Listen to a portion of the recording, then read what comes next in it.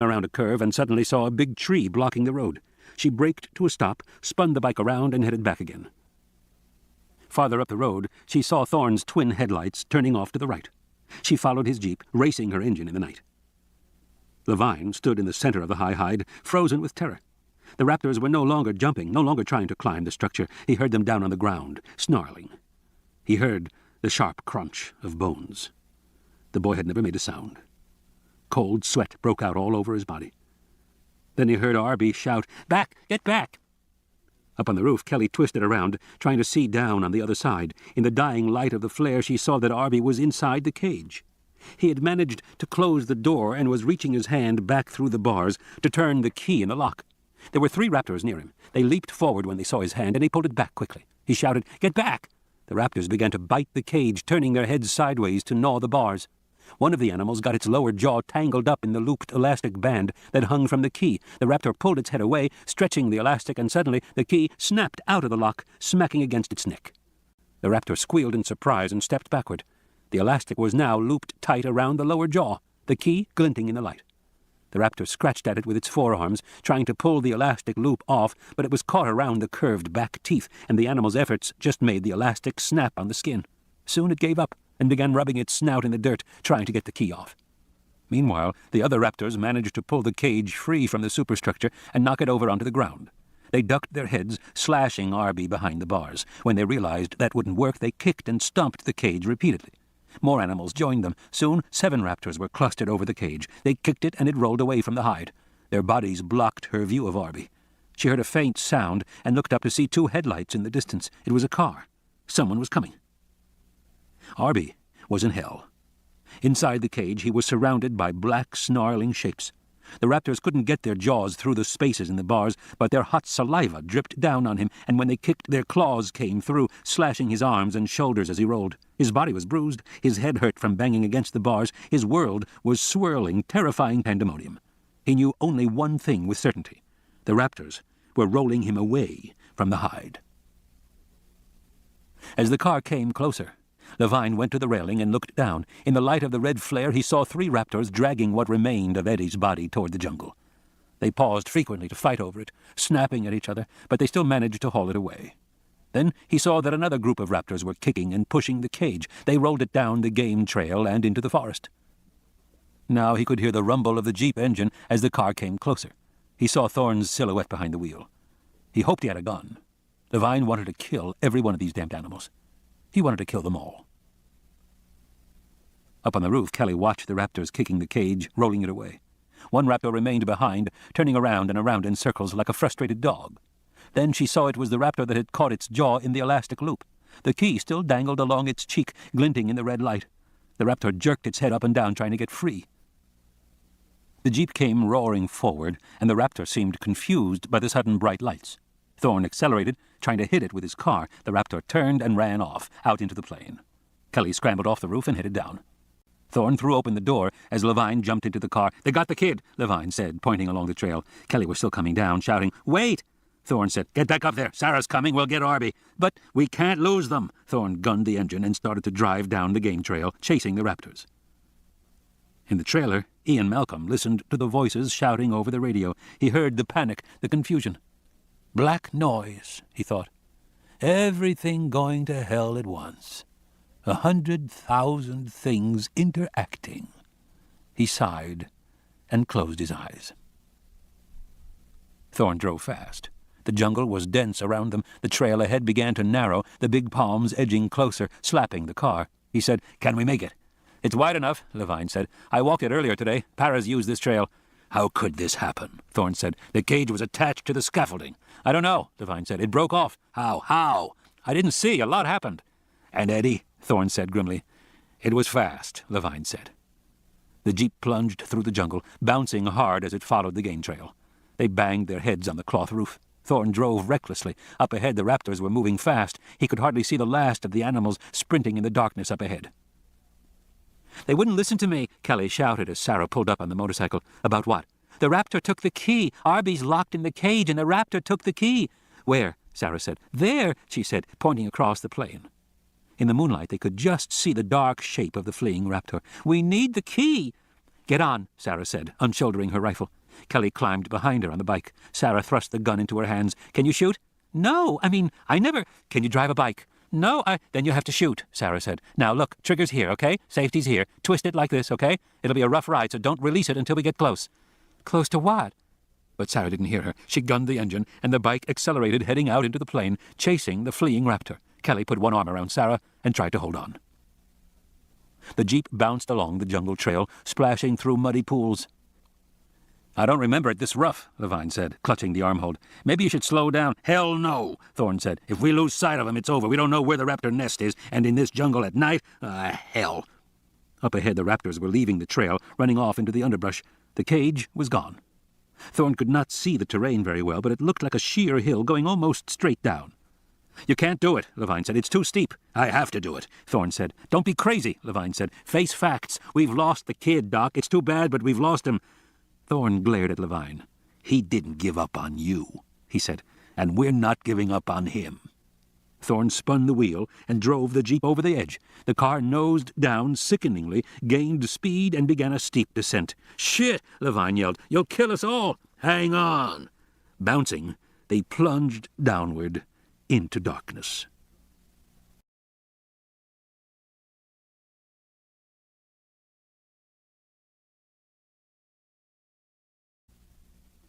Sixth configuration. Order collapses in simultaneous regions. Survival is now unlikely for individuals and groups. Ian Malcolm. Chase. The motorcycle raced forward across the grassy plain. Kelly clutched Sarah with one hand and held the rifle with the other. The rifle was heavy. Her arm was getting tired. The motorcycle jolted over the terrain. The wind blew her hair around her face.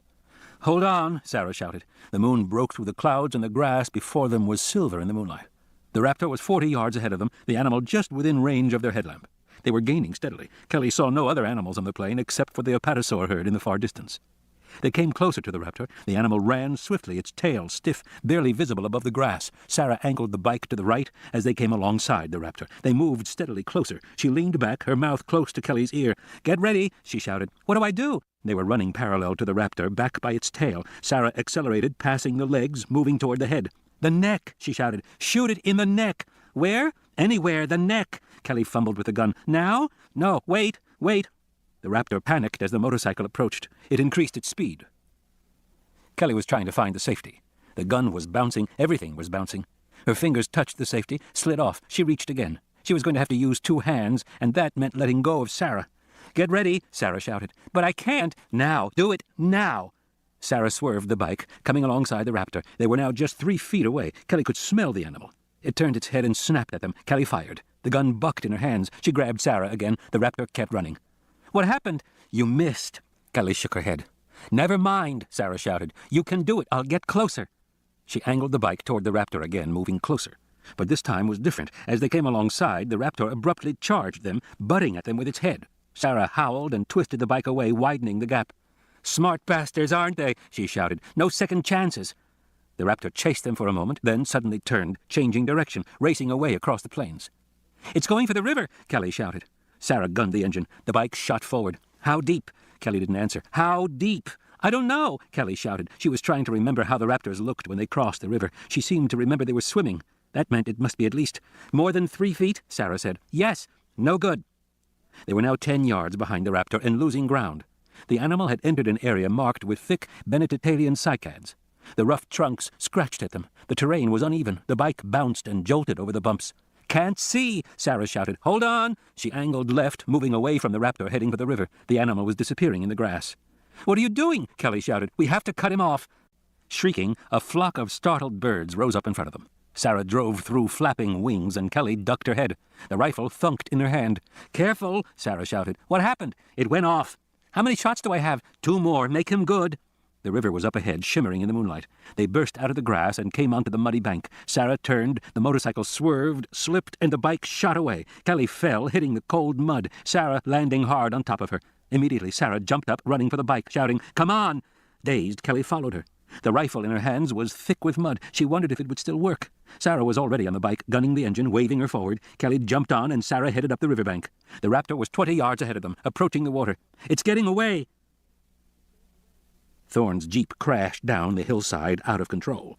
Palms slapped against the windshield. They could see nothing at all, but they felt the steepness of the incline. The jeep fished sideways. Levine yelled. Thorne gripped the steering wheel, tried to turn the car back. He touched the brake. The jeep straightened and continued down the hill. There was a gap in the palms. He saw a field of black boulders looming directly ahead. The raptors were scrambling over the boulders, but maybe if he went left... "No!" Levine shouted. "No!" "Hang on!" Thorne yelled, and he twisted the wheel. The car lost traction and slid downward. They hit the first of the boulders, shattering a headlight. The car swung up at an angle, crashed down again. Thorne thought that had finished the transmission, but somehow the car was still going, angling down the hillside, moving off to the left. The second headlight smashed on a tree branch. They continued down in darkness, through another layer of palms, and then abruptly they banged down on level ground. The jeep tires rolled across soft earth. Thorne brought the car to a stop. Silence. They peered out the windows, trying to see where they were. But it was so dark, it was hard to see anything. They seemed to be at the bottom of a deep gully, a canopy of trees overhead. "Alluvial contours," Levine said. "We must be in a stream bed." As his eyes adjusted, Thorne saw he was right. The raptors were running down the center of the stream bed, which was lined with big boulders on both sides, but the bed itself was sandy, and it was wide enough for the car to pass through. He followed them. "You have any idea where we are?" Levine said, staring at the raptors. "No," Thorne said. The car drove forward. The stream bed widened, opening out into a flat basin. The boulders disappeared. There were trees on both sides of the river. Patches of moonlight appeared here and there. It was easier to see. But the raptors were gone. He stopped the car, rolled down the window, and listened. He could hear them hissing and growling. The sound seemed to be coming from off to the left. Thorne put the car in gear and left the stream bed, moving off among ferns and occasional pine trees. Levine said, "Do you suppose the boy survived that hill?" "I don't know," Thorne said. "I can't imagine." He drove forward slowly. They came to a break in the trees and saw a clearing where the ferns had been trampled flat. Beyond the clearing they saw the banks of the river, moonlight glinting on the water. Somehow they had returned to the river. But it was the clearing itself that held their attention. Within the broad open space they saw the huge, pale skeletons of several apatosaurs. The giant rib cages, arcs of pale bone, shone in the silver light. The dark hulk of a partially eaten carcass lay on its side in the center, clouds of flies buzzing above it in the night. "What is this place?" Thorne said. "It looks like a graveyard." "Yes," Levine said, "but it's not." The raptors were all clustered to one side, fighting over the remains of Eddie's carcass. At the opposite side of the clearing they saw 3 low mud mounds. The walls were broken in many places. Within the nests they saw crushed fragments of eggshells. There was the strong stench of decay. Levine leaned forward, staring. "This is the raptor nest," he said. In the darkness of the trailer, Malcolm sat up, wincing. He grabbed the radio. "You found it? The nest?" The radio crackled. Levine said, "Yes, I think so." "Describe it," Malcolm said. Levine spoke quietly, reporting features, estimating dimensions. To Levine, the velociraptor nest appeared slovenly, uncared for, ill-made. He was surprised, because dinosaur nests usually conveyed an unmistakable sense of order. Levine had seen it time and again in fossil sites from Montana to Mongolia. The eggs in the nest were arranged in neat concentric circles. Often there were more than 30 eggs in a single nest, suggesting that many females cooperated to share a single mud mound. Numerous adult fossils would be found nearby, indicating that the dinosaurs cared communally for the eggs. At a few excavations, it was even possible to get a sense of the spatial arrangement, with the nests in the center, the adults moving carefully around the outside so as not to disturb the incubating eggs. In this rigid structure, the dinosaurs were reminiscent of their descendants, the birds, which also displayed precise courtship, mating, and nest-building patterns. But the velociraptors behaved differently. There was a disorderly, chaotic feeling in the scene before him. Ill-formed nests, quarreling adults, very few young and juvenile animals, the eggshells crushed, the broken mounds stepped on. Around the mounds, Levine now saw scattered small bones, which he presumed were the remains of newborns. He saw no living infants anywhere in the clearing. There were 3 juveniles, but these younger animals were forced to fend for themselves, and they already showed many scars on their bodies.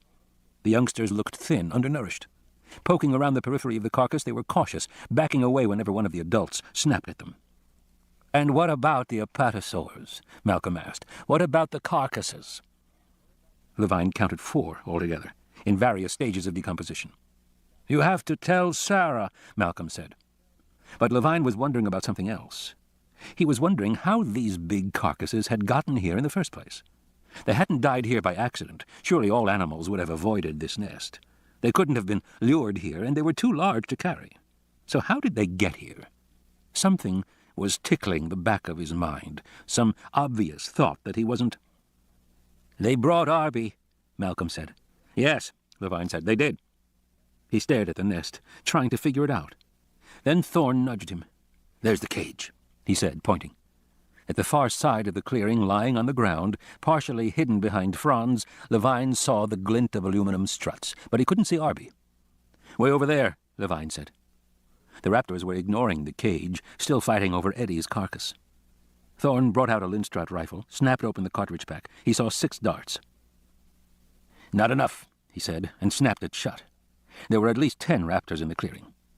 Levine rummaged in the back seat, found his knapsack, which had fallen to the floor. He unzipped it, came out with a small silver cylinder the size of a large soft drink bottle. It had a skull and crossbones stenciled on it. Beneath, lettering read, "Caution, toxic metacholine, mivacurium." "What's that?" Thorne said. "Something they cooked up in Los Alamos," Levine said. "It's a non-lethal area neutralizer, releases a short-acting cholinesterase aerosol, paralyzes all life forms for up to 3 minutes. It'll knock all the raptors out." "But what about the boy?" Thorne said. "You can't use that. You'll paralyze him." Levine pointed. "If we throw the canister to the right of the cage, the gas will blow away from him toward the raptors. Or it may not," Thorne said, "and he may be badly injured." Levine nodded. He put the cylinder back in the knapsack, then sat, facing forward, staring at the raptors. "So," Levine said, "what do we do now?" Thorne looked over at the aluminum cage, partially blocked by ferns. Then he saw something that made him sit up. The cage moved slightly, the bars shifting in the moonlight. "Did you see that?" Levine said. Thorne said, "I'm going to get that kid out of there." "But how?" Levine said. "The old-fashioned way," Thorne said. He climbed out of the car. Sarah accelerated, racing the motorcycle up the mud banks of the river. The raptor was just ahead, cutting diagonally toward them, heading for the water. "Go!" Kelly shouted. "Go!" The raptor saw them and changed course, angling farther ahead. It was trying to get distance on them, but they were moving faster on the open banks. They came abreast of the animal, flanking it, and then Sarah left the banks, heading back onto the grassy plain. The raptor moved right, deeper into the plain, away from the river. "You did it!" Kelly shouted. Sarah maintained her speed, moving slowly closer to the raptor. It seemed to have given up on the river, and now had no plan. It was just running up the plain.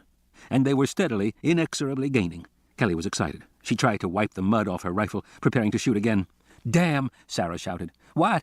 Look!" Kelly leaned forward, stared past Sarah's shoulder. Directly ahead, she saw the herd of apatosaurs. They were only 50 yards from the first of the enormous animals, which bellowed and wheeled in sudden fear. Their bodies were green-gray in the moonlight. The raptor streaked directly toward the herd. "It thinks it's going to lose us," Sarah gunned the bike, moving closer. "Get it now! Now!" Kelly aimed and fired. The gun bucked, but the raptor kept going. "Missed!" Up ahead, the apatosaurs were turning, their big legs stomping the ground. Their heavy tails whipped through the air, but they were too slow to move away. The raptor raced forward, heading directly beneath the big apatosaurs. "What do we do?" Kelly shouted. "No choice," Sarah yelled. She pulled parallel to the raptor just as they passed into shadow, racing beneath the first animal. Kelly glimpsed the curve of the belly, hanging 3 feet above her. The legs were as thick as tree trunks, stamping and turning. The raptor ran on, darting among the moving legs. Sarah swerved, followed. Above them, the animals roared and turned and roared again. They were beneath another belly, then out into moonlight, then in shadow again. Now they were in the middle of the herd. It was like being in a forest of moving trees. Directly ahead, a big leg came down with a slam that shook the ground. The bike bounced as Sarah swung left. They scraped against the animal's flesh. "Hang on!" she shouted, and swerved again, following the raptor. Above them, the apatosaurs were bellowing and moving. The raptor dodged and turned and then broke clear, racing out the back of the herd. "Shit!" Sarah said, spinning the bike around. A whiptail swung low, narrowly missing them, and then they too were free, chasing the raptor again. The motorcycle raced across the grassy plain. "Last chance!" Sarah shouted. "Do it!" Kelly raised the rifle. Sarah was driving hard and fast, pulling very close to the running raptor. The animal turned to butt her, but she held her position, punched it hard in the head with her fist. "Now!" Kelly shoved the barrel against the flesh of the neck and squeezed the trigger. The gun snapped back hard, jolting her in the stomach. The raptor ran on. "No!" she shouted. "No!" And then suddenly the raptor fell, tumbling end over end in the grass, and Sarah swung the bike away and pulled to a stop. The raptor was 5 yards away, flopping in the grass. It snarled and yelped. Then it was silent. Sarah took the rifle, snapped open the cartridge pack. Kelly saw 5 more darts. "I thought that was the last one," she said. "I lied," Sarah said. "Wait here." Kelly stayed by the bike while Sarah moved cautiously forward through the grass. Sarah fired one more shot, then stood waiting for a few moments. Then she bent down. When she came back, she was holding the key in her hand. In the nest, the raptors were still tearing at the carcass off to one side, but the intensity of the behavior was diminishing. Some of the animals were turning away, rubbing their jaws with their clawed hands, drifting slowly toward the center of the clearing, moving closer to the cage. Thorne climbed into the back of the jeep, pushing aside the canvas cover. He checked the rifle in his hands. Levine slid into the driver's seat. He started the engine. Thorne steadied himself in the back of the jeep, gripped the rear bar. He turned to Levine. "Go!" The jeep raced forward across the clearing. By the carcass, the raptors looked up in surprise as they saw the intruder.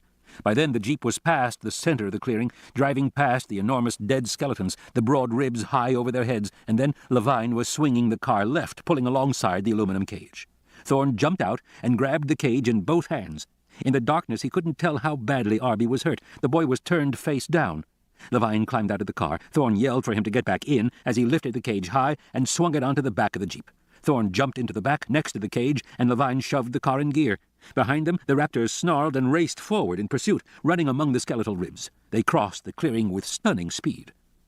As Levine stepped on the gas, the nearest raptor leaped high, landing up on the back of the car and grabbing the canvas tarp in its teeth.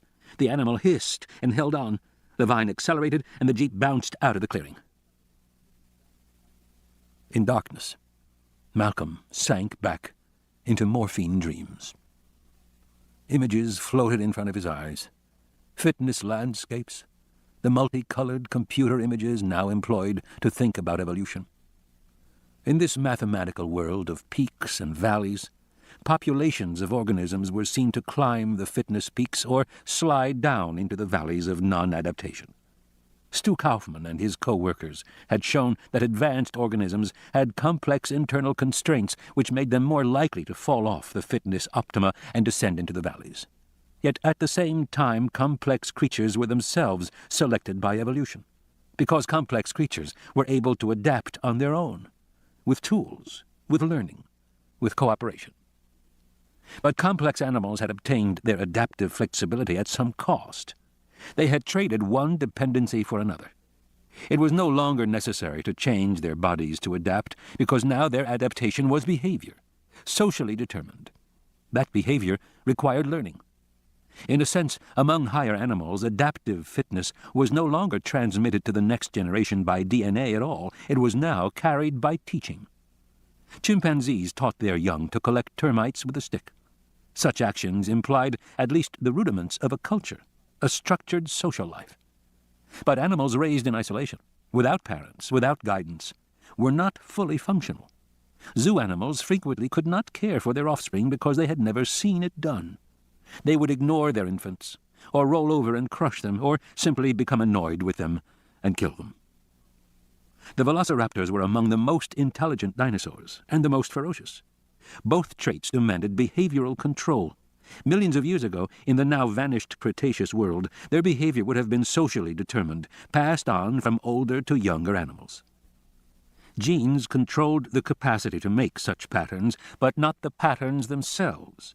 Adaptive behavior was a kind of morality. It was behavior that had evolved over many generations because it was found to succeed, behavior that allowed members of the species to cooperate, to live together, to hunt, to raise young. But on this island, the velociraptors had been recreated in a genetics laboratory. Although their physical bodies were genetically determined, their behavior was not. These newly created raptors came into the world with no older animals to guide them, to show them proper raptor behavior. They were on their own, and that was just how they behaved, in a society without structure, without rules, without cooperation. They lived in an uncontrolled, every-creature-for-himself world where the meanest and the nastiest survived, and all the others died.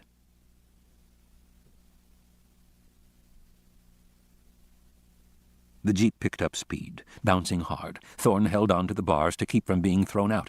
Behind him, he saw the raptor swinging back and forth in the air, still clinging to the tarp. It wasn't letting go.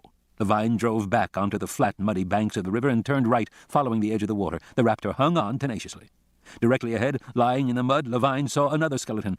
Another skeleton? Why were all these skeletons here? But there was no time to think. He drove forward, passing beneath the row of ribs. Without lights, he leaned forward and squinted in the moonlight, looking for obstacles ahead.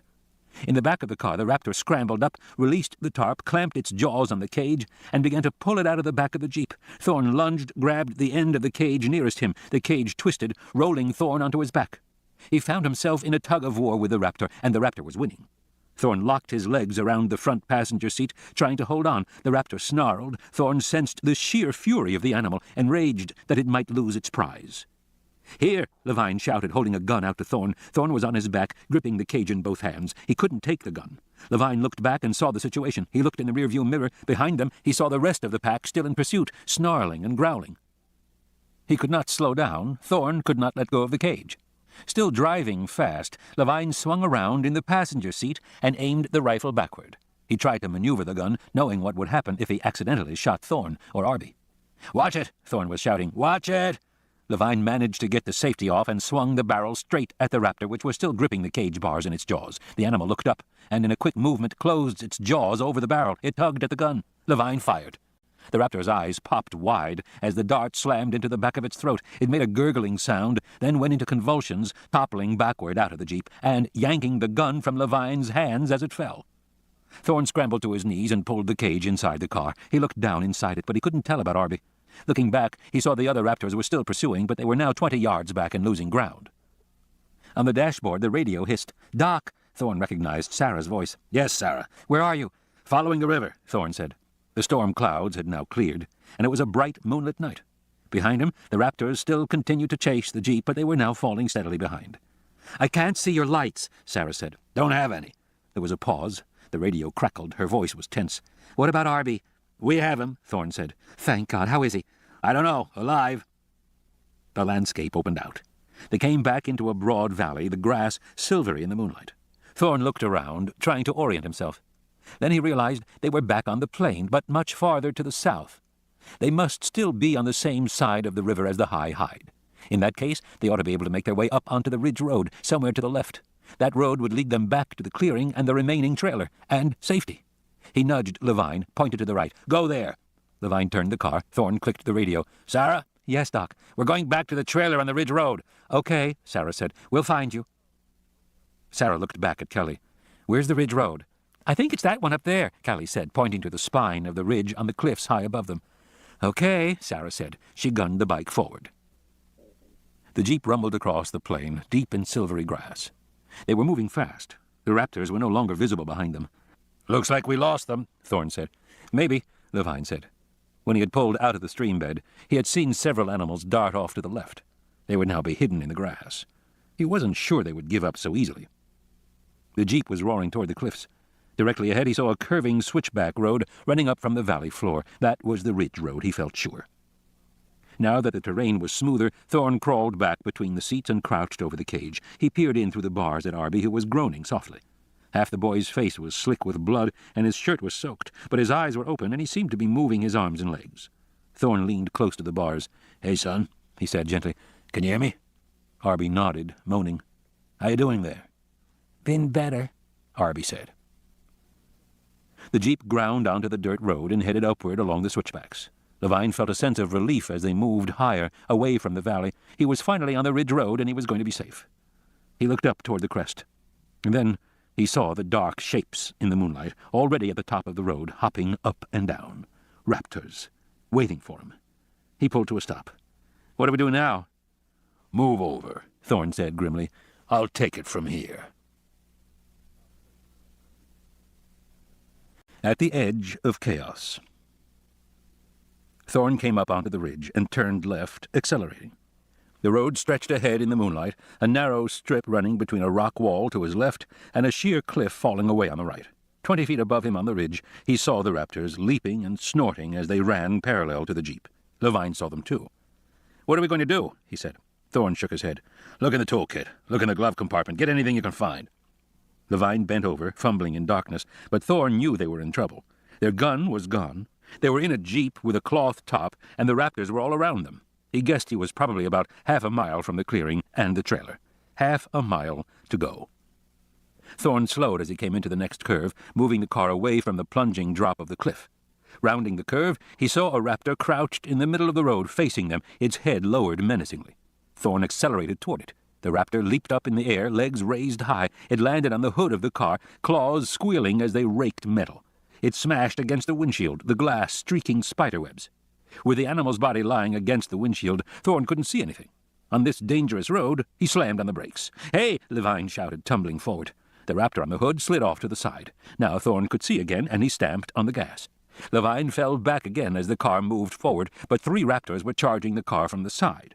One jumped onto the running board and locked its jaws on the side mirror. The animal's glaring eye was close to Thorne's face. He swung the wheel left, scraping the car along the rocky face of the road. 10 yards ahead, a boulder protruded. He glanced at the raptor, which continued to hold on tenaciously, right to the moment when the boulder smashed into the side mirror, tearing it away.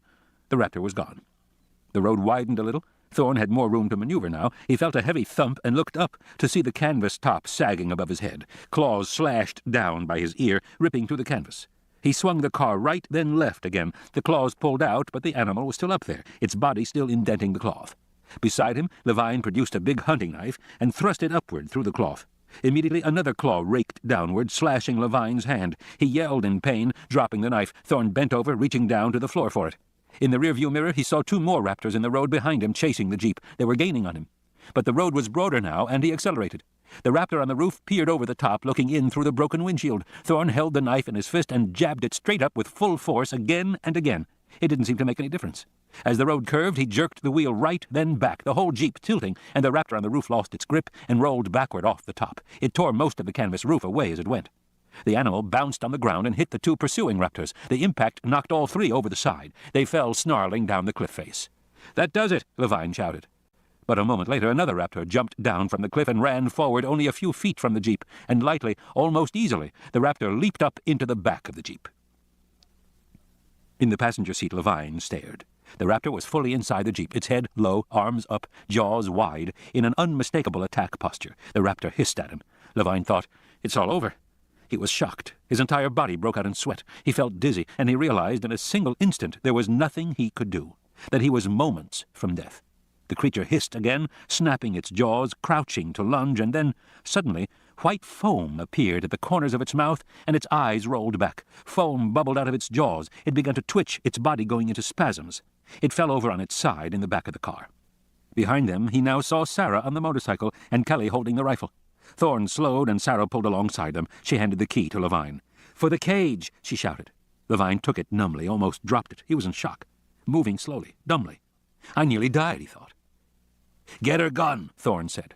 Levine looked off to the left, where more raptors were still racing along, parallel to the car. He counted 6, but there were probably more. He tried to count again, his mind working slowly. "Get the damned gun!" Levine took the gun from Kelly, feeling the cold metal of the barrel in his hands. But now the car sputtered, the engine coughing, dying, then coughing again, jerking forward. "What's that?" he said, turning to Thorne. "Trouble," Thorne said. "We're out of gas." Thorne popped the car into neutral, and it rolled forward, losing speed. Ahead was a slight rise, and beyond that, across a curve, he could see the road sloped down again. Sarah was on the motorcycle behind them, shaking her head.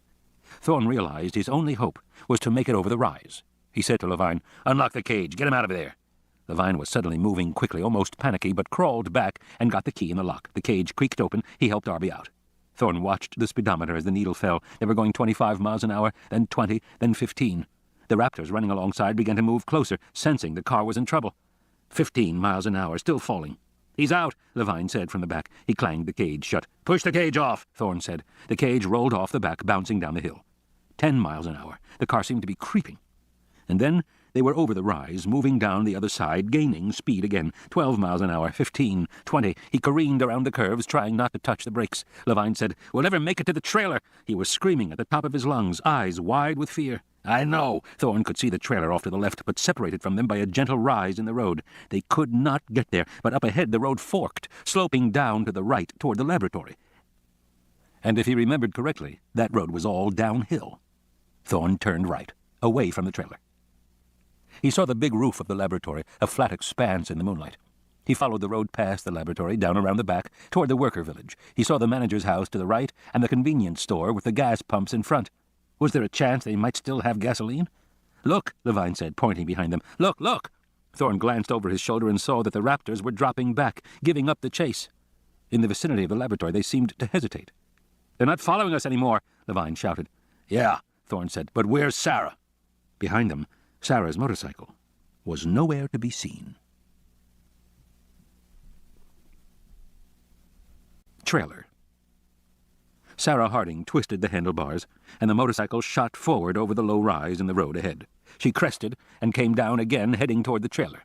Behind her, 4 raptors snarled in pursuit. She accelerated, trying to get ahead of them to gain precious yards, because they were going to need it. She leaned back and shouted to Kelly, "Okay, this has to be fast." "What?" Kelly shouted. "When we get to the trailer, you jump off and run in. Don't wait for me, understand?" Kelly nodded tensely. "Whatever happens, don't wait for me." "Okay." Harding roared up to the trailer, braked hard. The bike skidded on the wet grass, banged into the metal siding, but Kelly was already leaping off, scrambling up toward the door, going into the trailer. Sarah had wanted to get the bike inside, but she saw the raptors were very close, too close.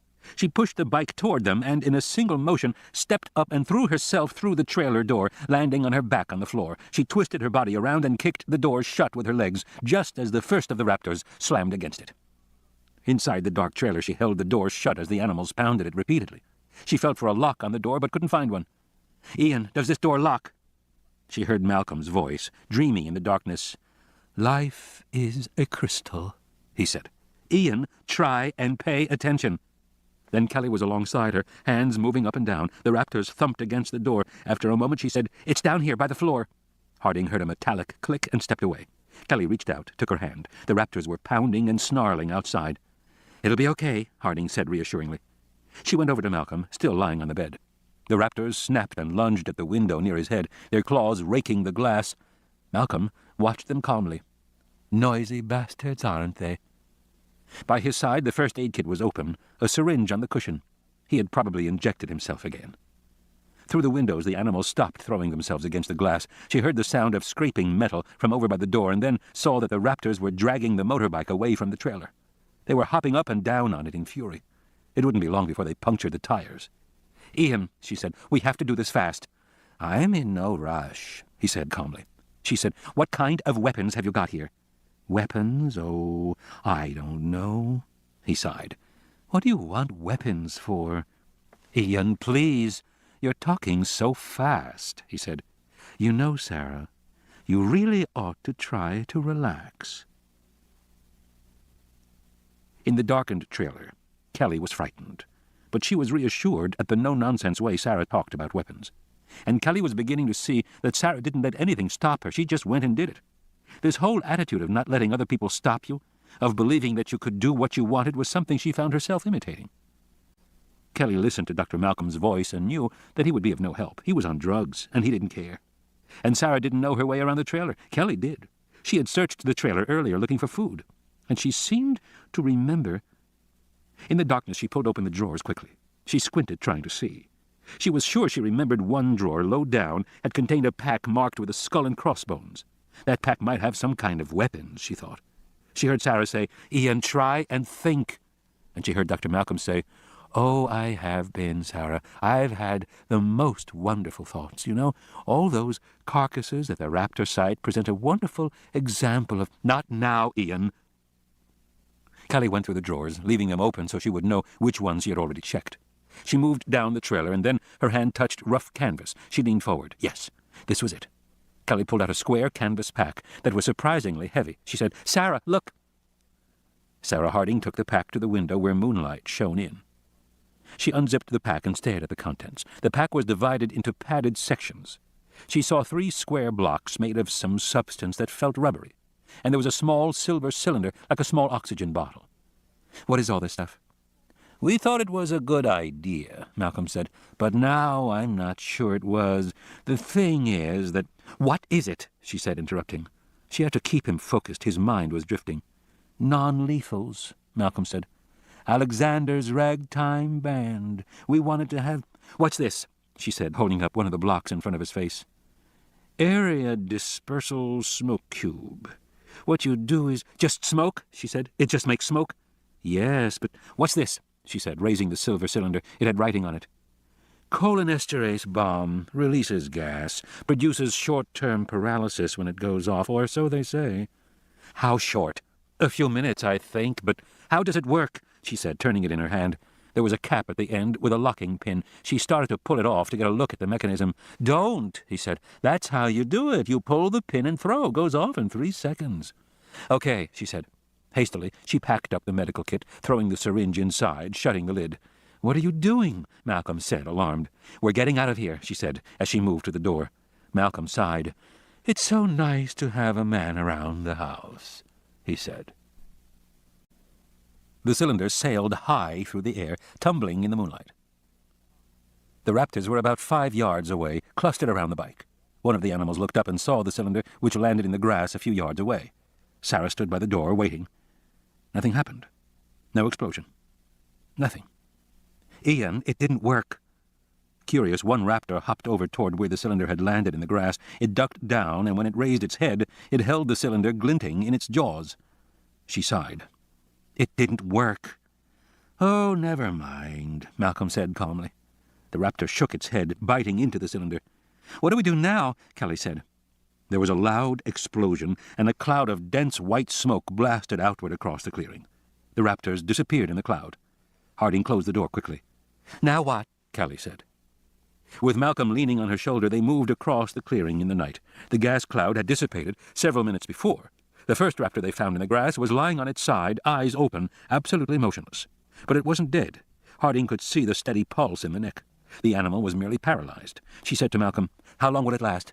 Have no idea, Malcolm said. Much wind? There's no wind, Ian. Then it should last a bit. They moved forward. Now the raptors lay all around them. They stepped around the bodies, smelling the rotten odor of carnivores. One of the animals lay across the bike. She eased Malcolm down to the ground, where he sat sighing. After a moment he began to sing. I wish I was in the land of cotton. Old times there are not forgotten. Look away. Harding tugged at the motorcycle handlebars, trying to pull the bike from beneath the raptor. The animal was too heavy. Kelly said, Let me, and reached for the handlebars. Harding went forward. Without hesitating, she bent over and put her arms around the raptor's neck and pulled the head upward. She felt a wave of revulsion. Hot, scaly skin scraped her arms and cheek. She grunted as she leaned back, raising the animal. In Dixieland, da-da-da-da, to live and die in Dixie, she said to Kelly. Got it? Not yet, Kelly said, pulling on the handlebars. Harding's face was inches from the velociraptor's head and jaws. The head flopped back and forth as she adjusted her grip. Close to her face, the open eyes stared at her, unseeing. Harding tugged, trying to lift the animal higher. Almost, Kelly said. Harding groaned, lifting. The eye blinked. Frightened, Harding dropped the animal. Kelly pulled the bike away. Got it! Away, away, away down south in Dixie. Harding came around the raptor. Now the big leg twitched. The chest began to move. Let's go, she said. Ian, behind me. Kelly on the handlebars. Away, away, away down south. Let's go, Harding said, climbing on the bike. She kept her eyes on the raptor. The head gave a convulsive jerk. The eye blinked again. It was definitely waking up. Let's go, let's go, let's go! Village. Sarah drove the motorcycle down the hill toward the worker village.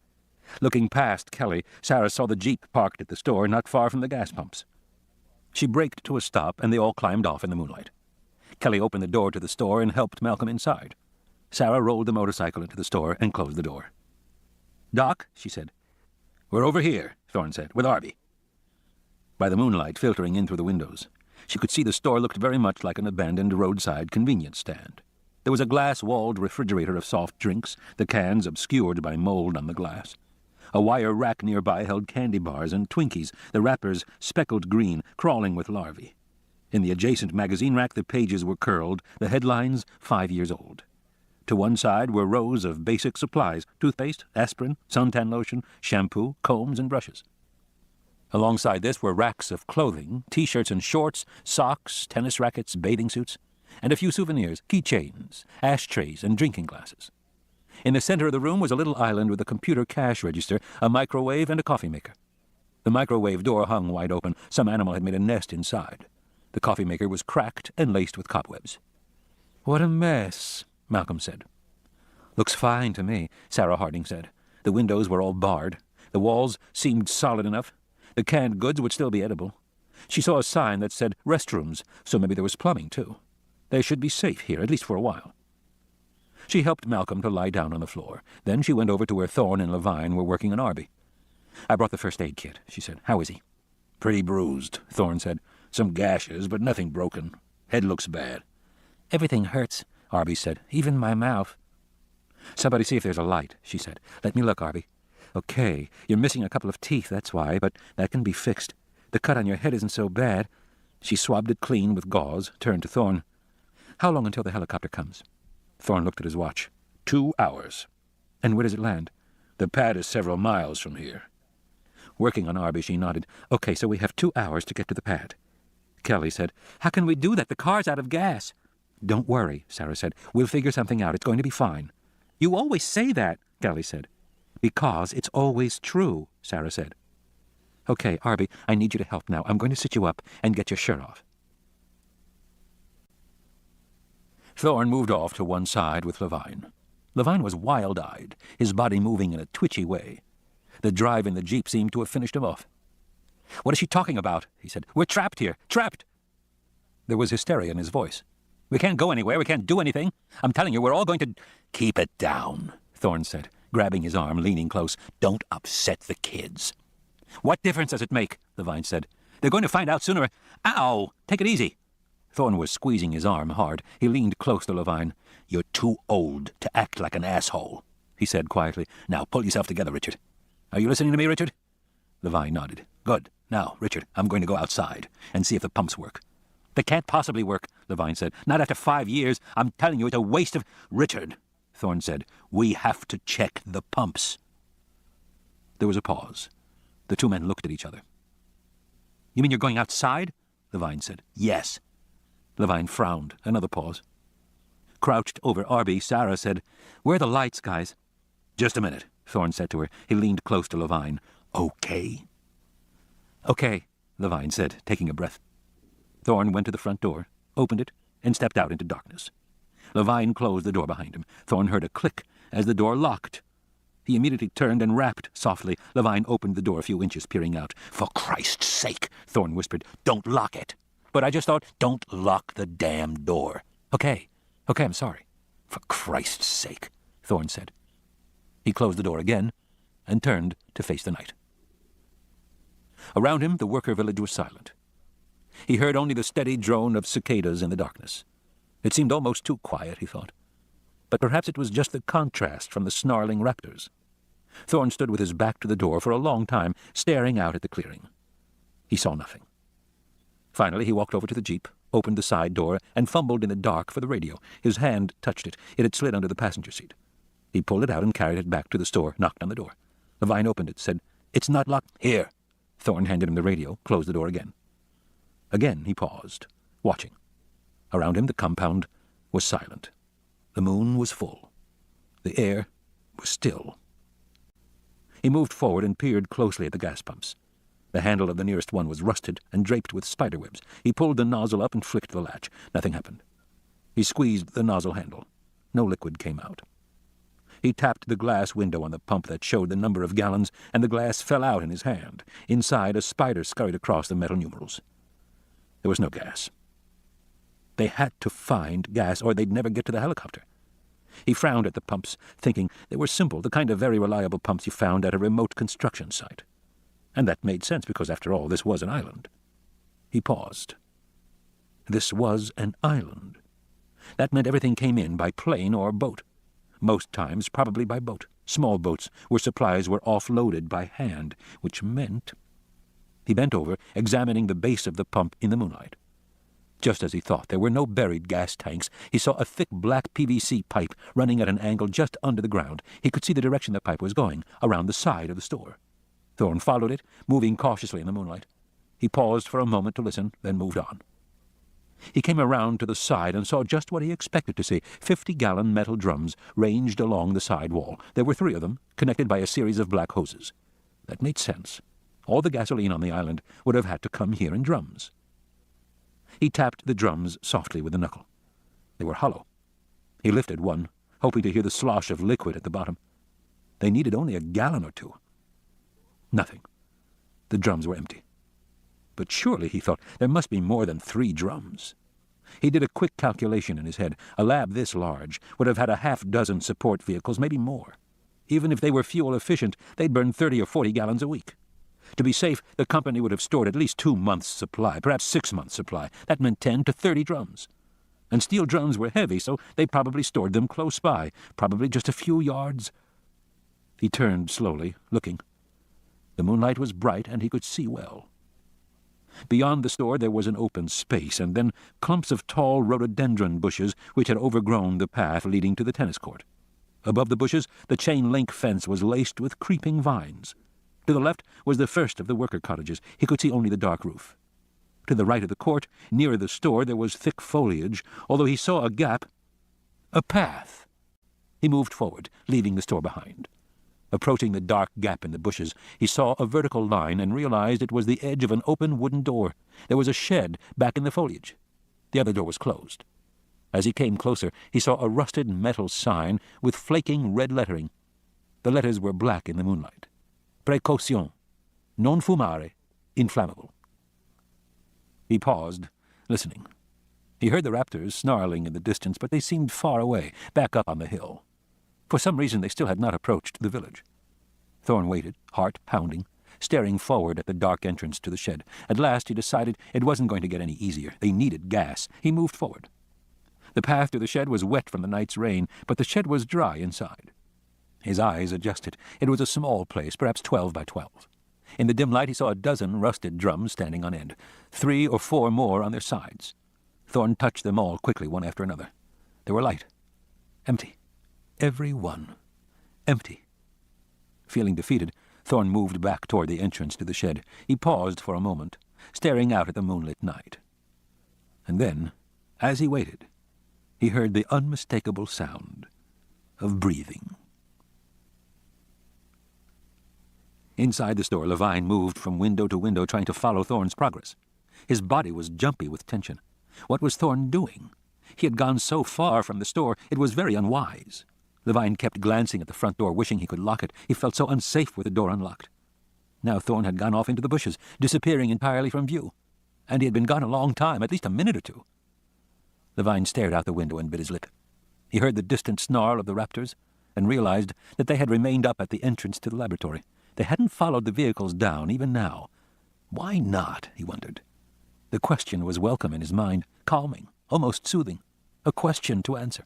Why had the raptors stayed up at the laboratory? All kinds of explanations occurred to him. The raptors had an atavistic fear of the laboratory, the place of their birth. They remembered the cages and didn't want to be captured again. But he suspected the most likely explanation was also the simplest. That the area around the laboratory was some other animal's territory. It was scent-marked and demarcated and defended, and the raptors were reluctant to enter it. Even the tyrannosaur, he remembered now, had gone through the territory quickly, without stopping. But whose territory? Levine stared out the window impatiently as he waited. "What about the lights?" Sarah called from across the room. "I need light here." "In a minute," Levine said. At the entrance to the shed, Thorne stood silently, listening. He heard soft, snorting exhalations, like a quiet horse, a large animal, waiting. The sound was coming from somewhere to his right. Thorne looked over slowly. He saw nothing at all. Moonlight shone brightly over the worker village. He saw the store, the gas pumps, the dark shape of the jeep. Looking to his right, he saw an open space and clumps of rhododendron bushes, the tennis court beyond. Nothing else. He stared, listening hard. The soft snorting continued. Hardly louder than a faint breeze, but there was no breeze. The trees and bushes were not moving. Or were they? Thorne had the sense that something was wrong. Something right before his eyes. Something that he could see, but couldn't see. With the effort of staring, he began to think his eyes were playing tricks on him. He thought he detected a slight movement in the bushes to the right. The pattern of the leaves seemed to shift in the moonlight. Shift and stabilize again. But he wasn't sure. Thorne stared forward, straining, and as he looked, he began to think that it wasn't the bushes that had caught his eye, but rather the chain-link fence. For most of its length, the fence was overgrown with an irregular tangle of vines, but in a few places the regular diamond pattern of links was visible, and there was something strange about that pattern. The fence seemed to be moving, rippling. Thorn watched carefully. Maybe it is moving, he thought. Maybe there's an animal inside the fence, pushing against it, making it move. But that didn't seem quite right. It was something else. Suddenly lights came on inside the store. They shone through the barred windows, casting a geometric pattern of dark shadows across the open clearing and onto the bushes by the tennis court. And for a moment, just a moment, Thorn saw that the bushes beside the tennis court were oddly shaped and that they were actually 2 dinosaurs, 7 feet tall, standing side by side, staring right at him. Their bodies seemed to be covered in a patchwork pattern of light and dark that made them blend in perfectly with leaves behind them and even with the fence of the tennis court. Thorn was confused. Their concealment had been perfect, too perfect, until the lights from the store windows had shone out and caught them in the sudden bright glare.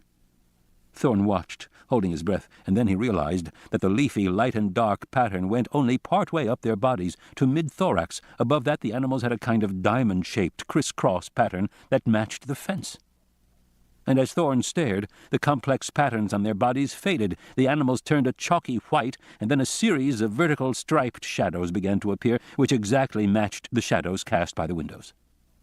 And before his eyes, the 2 dinosaurs disappeared from view again. Squinting, with concentrated effort, he could just barely distinguish the outlines of their bodies. He would never have been able to see them at all had he not already known they were there. They were chameleons, but with a power of mimicry unlike any chameleon Thorn had ever seen. Slowly he backed away into the shed, moving deeper into darkness. "My God!" Levine exclaimed, staring out the window. "Sorry," Harding said, "but I had to turn on the lights. That boy needs help. I can't do it in the dark." Levine did not answer her. He was staring out the window, trying to comprehend what he had just seen. He now realized what he had glimpsed the day Diego was killed, that brief momentary sense that something was wrong. Levine now knew what it was, but it was quite beyond anything that was known among terrestrial animals, and— "What is it?" she said, standing alongside him at the window. "Is it Thorn?" "Look," Levine said. She stared out through the bars. "At the bushes? What? What am I supposed to—" "Look," he said. She watched for a moment longer, then shook her head. "I'm sorry." "Start at the bottom of the bushes," Levine told her. "Then let your eyes move up very slowly. Just look, and you'll see the outline." He heard her sigh. "I'm sorry." "Then turn out the lights again," he said, "and you'll see." She turned the lights out, and for a moment Levine saw the 2 animals in sharp relief, their bodies pale white with vertical stripes in the moonlight. Almost immediately the pattern started to fade. Harding came back, pushed in alongside him, and this time she saw the animals instantly, just as Levine knew she would. "No shit," she said. "There are 2 of them?" "Yes, side by side." "And is the pattern fading?" "Yes, it's fading." As they watched, the striped pattern on their skins was replaced by the leafy pattern of the rhododendrons behind them. Once again the 2 dinosaurs blended into invisibility. But such complex patterning implied that their epidermal layers were arranged in a manner similar to the chromatophores of marine invertebrates. The subtlety of shading, the rapidity of the changes all suggested— Harding frowned. "What are they?" she asked. "Chameleons of unparalleled skill, obviously, although I'm not sure one is entirely justified in referring to them as chameleons, since technically chameleons have only the ability—" "What are they?" Sarah said impatiently. "Actually, I'd say they're Carnotaurus sastri, type specimens from Patagonia. 3 meters in height with distinctive heads. You notice the short bulldog snouts and the pair of large horns above the eyes, almost like wings." "They're carnivores?" "Yes, of course, they have the—" "Where's Thorn?" "He went into that clump of bushes to the right some time ago. I haven't seen him, but—" "What do we do?" she said. "Do?" Levine said. "I'm not sure I follow you." "We have to do something," she said, speaking slowly as if he were a child. "We have to help Thorn get back." "I don't know how," Levine said. "Those animals must weigh 500 pounds each, and there are 2 of them.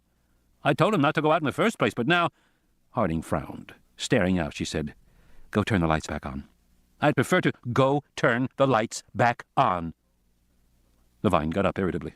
He had been relishing his remarkable discovery, a truly unanticipated feature of dinosaurs, although not, of course, entirely without precedent among related vertebrates. And now this little muscle-bound female was barking orders at him. Levine was offended. After all, she was not much of a scientist. She was a naturalist. A field devoid of theory. One of those people who poked around in animal crap and imagined they were doing original research. A nice outdoor life is all it amounted to. It wasn't science by any stretch. "On!" Harding shouted, looking out the window. He flicked the lights on and started to head back to the window. "Off!" Hastily, he went back and turned them off. "On!" He turned them on again. She got up from the window and crossed the room. "They didn't like that," she said. "It bothered them." "Well, there's probably a refractory period." "Yeah, I think so. Here, open these." She scooped up a handful of flashlights from one of the shelves, handed them to him, then went and got batteries from an adjacent wire rack. "I hope they still work." "What are you going to do?" Levine said. "We," she said grimly. "We." Thorne stood in the darkness of the shed, staring outward through the open doors. Someone had been turning the lights on and off inside the store. Then, for a while, they remained on, but now suddenly they went off again. The area in front of the shed was lit only by moonlight. He heard movement, a soft rustling. He heard the breathing again, and then he saw the two dinosaurs walking upright with stiff tails. Their skin patterns seemed to shift as they walked, and it was difficult to follow them, but they were moving toward the shed. They arrived at the entrance, their bodies silhouetted against the moonlight beyond, their outlines finally clear. They looked like small tyrannosaurs, except they had protuberances above the eyes, and they had very small, stubby forelimbs. The carnivores ducked their squarish heads down and looked into the shed cautiously, snorting, sniffing, their tails swinging slowly behind them. They were really too big to come inside, and for a moment he hoped that they would not. Then the first of them lowered its head, growled, and stepped through the entrance. Thorne held his breath. He was trying to think what to do, but he couldn't think of anything at all. The animals were methodical, the first one moving aside so the second could enter as well. Suddenly, from along the side of the store, a half-dozen glaring lights shone out in bright beams. The lights moved, splashed on the dinosaurs' bodies. The beams began to move back and forth in slow, erratic patterns like searchlights. The dinosaurs were clearly visible, and they didn't like it. They growled and tried to step away from the lights, but the beams moved continuously, searching them out, crisscrossing over their bodies. As the lights passed over their torsos, the skin paled in response, reproducing the movement of the beams after the lights had moved on, their bodies streaking white, fading to dark, streaking white again. The lights never stopped moving except when they shone into the faces of the dinosaurs and into their eyes. The big eyes blinked beneath their hooded wings. The animals twitched their heads and ducked away as if annoyed by flies. The dinosaurs became agitated. They turned, backing out of the shed, and bellowed loudly at the moving lights. Still the lights moved, relentlessly swinging back and forth in the night. The pattern of movement was complex, confusing. The dinosaurs bellowed again and took a menacing step toward the lights, but it was half-hearted. They clearly didn't like being around these moving sources. After a moment, they shuffled off, the lights following them, driving them away past the tennis courts. Thorne moved forward. He heard Harding say, "Doc, better get out of there before they decide to come back." Thorne moved quickly toward the lights. He found himself standing beside Levine and Harding. They were swinging fistfuls of flashlights back and forth. They all went back to the store. Inside, Levine slammed the door shut and sagged back against it. "I was never so frightened in my entire life." "Richard," Harding said coldly, "get a grip on yourself." She crossed the room and placed the flashlights on the counter. "Going out there was insane," Levine said, wiping his forehead. He was drenched in sweat, his shirt stained dark. "Actually, it was a slam dunk," Harding said. She turned to Thorne. "You could see they had a refractory period for skin response. It's fast compared to, say, an octopus, but it's still there. My assumption was that those dinosaurs were like all animals that rely on camouflage. They're basically ambushers. They're not particularly fast or active. They stand motionless for hours in an unchanging environment, disappearing into the background, and they wait until some unsuspecting meal comes along. But if they have to keep adjusting to new light conditions, they know they can't hide. They get anxious, and if they get anxious enough, they finally just run away, which is what happened." Levine turned and glared angrily at Thorne. "This was all your fault. If you hadn't gone out there that way, just wandering off—" "Richard," Harding said, cutting him off, "we need gas or we'll never get out of here. Don't you want to get out of here?" Levine said nothing. He sulked. "Well," Thorne said, "there wasn't any gas in the shed anyway." "Hey, everybody," Sarah said, "look who's here." Arby came forward, leaning on Kelly. He had changed into clothes from the store, a pair of swimming trunks and a T-shirt that said InGen Bioengineering Labs, and beneath, "We Make the Future." Arby had a black eye, a swollen cheekbone, and a cut that Harding had bandaged on his forehead. His arms and legs were badly bruised, but he was walking, and he managed a crooked smile. Thorne said, "How do you feel, son?" Arby said, "You know what I want more than anything right now?" "What?" Thorne said. "Diet Coke," Arby said, "and a lot of aspirin." Sarah bent over Malcolm. He was humming softly, staring upward. "How is Arby?" he asked. "He'll be okay." "Does he need any morphine?" Malcolm asked. "No, I don't think so." "Good," Malcolm said. He stretched out his arm, rolling up the sleeve. Thorne cleaned the nest out of the microwave and heated up some canned beef stew. He found a package of paper plates decorated in a Halloween motif, pumpkins and bats, and spooned the food onto the plates. The two kids ate hungrily. He gave a plate to Sarah, then turned to Levine. "What about you?" Levine was staring out the window. "No." Thorne shrugged. Arby came over, holding his plate. "Is there any more?" "Sure," Thorne said. He gave him his own plate. Levine went over and sat with Malcolm. Levine said, "Well, at least we were right about one thing. This island was a true lost world. A pristine, untouched ecology. We were right from the beginning." Malcolm looked over and raised his head. "Are you joking?" he said. "What about all the dead apatosaurs?" "I've been thinking about that," Levine said. "The raptors killed them, obviously, and then the raptors—" "Did what?" Malcolm said. "Dragged them to their nest? Those animals weigh 50 tons, Richard. 100 raptors couldn't drag them." No. He sighed. "The carcasses must have floated to a bend in the river where they beached. The raptors made their nest at a source of convenient food supply. Dead apatosaurs." "Well, possibly. But why so many dead apatosaurs, Richard? Why do none of the animals attain adulthood? And why are there so many predators on the island?" "Well, we need more data, of course," Levine began. "No, we don't," Malcolm said. "Didn't you go through the lab? We already know the answer." "What is it?" Levine said irritably. "Prions," Malcolm said, closing his eyes. Levine frowned. "What are prions?" Malcolm sighed. "Ian," Levine said, "what are prions?" "Go away," Malcolm said, waving his hand. Arby was curled up in a corner near sleep. Thorne rolled up a T-shirt and put it under the boy's head. Arby mumbled something and smiled. In a few moments he began to snore. Thorne got up and went over to Sarah, who was standing by the window. Outside, the sky was beginning to lighten above the trees, turning pale blue. "How much time now?" she said. Thorne looked at his watch. "Maybe an hour." She started to pace. "We've got to get gas," she said. "If we have gas, we can drive the jeep to the helicopter site." "But there's no gas," Thorne said. "There must be some somewhere." She continued to pace. "You tried the pumps?" "Yes, they're dry." "What about inside the lab?" "I don't think so." "Where else? What about the trailer?" Thorne shook his head. "It's just a passive tow trailer. The other unit has an auxiliary generator and some gas tanks, but it went over the cliff."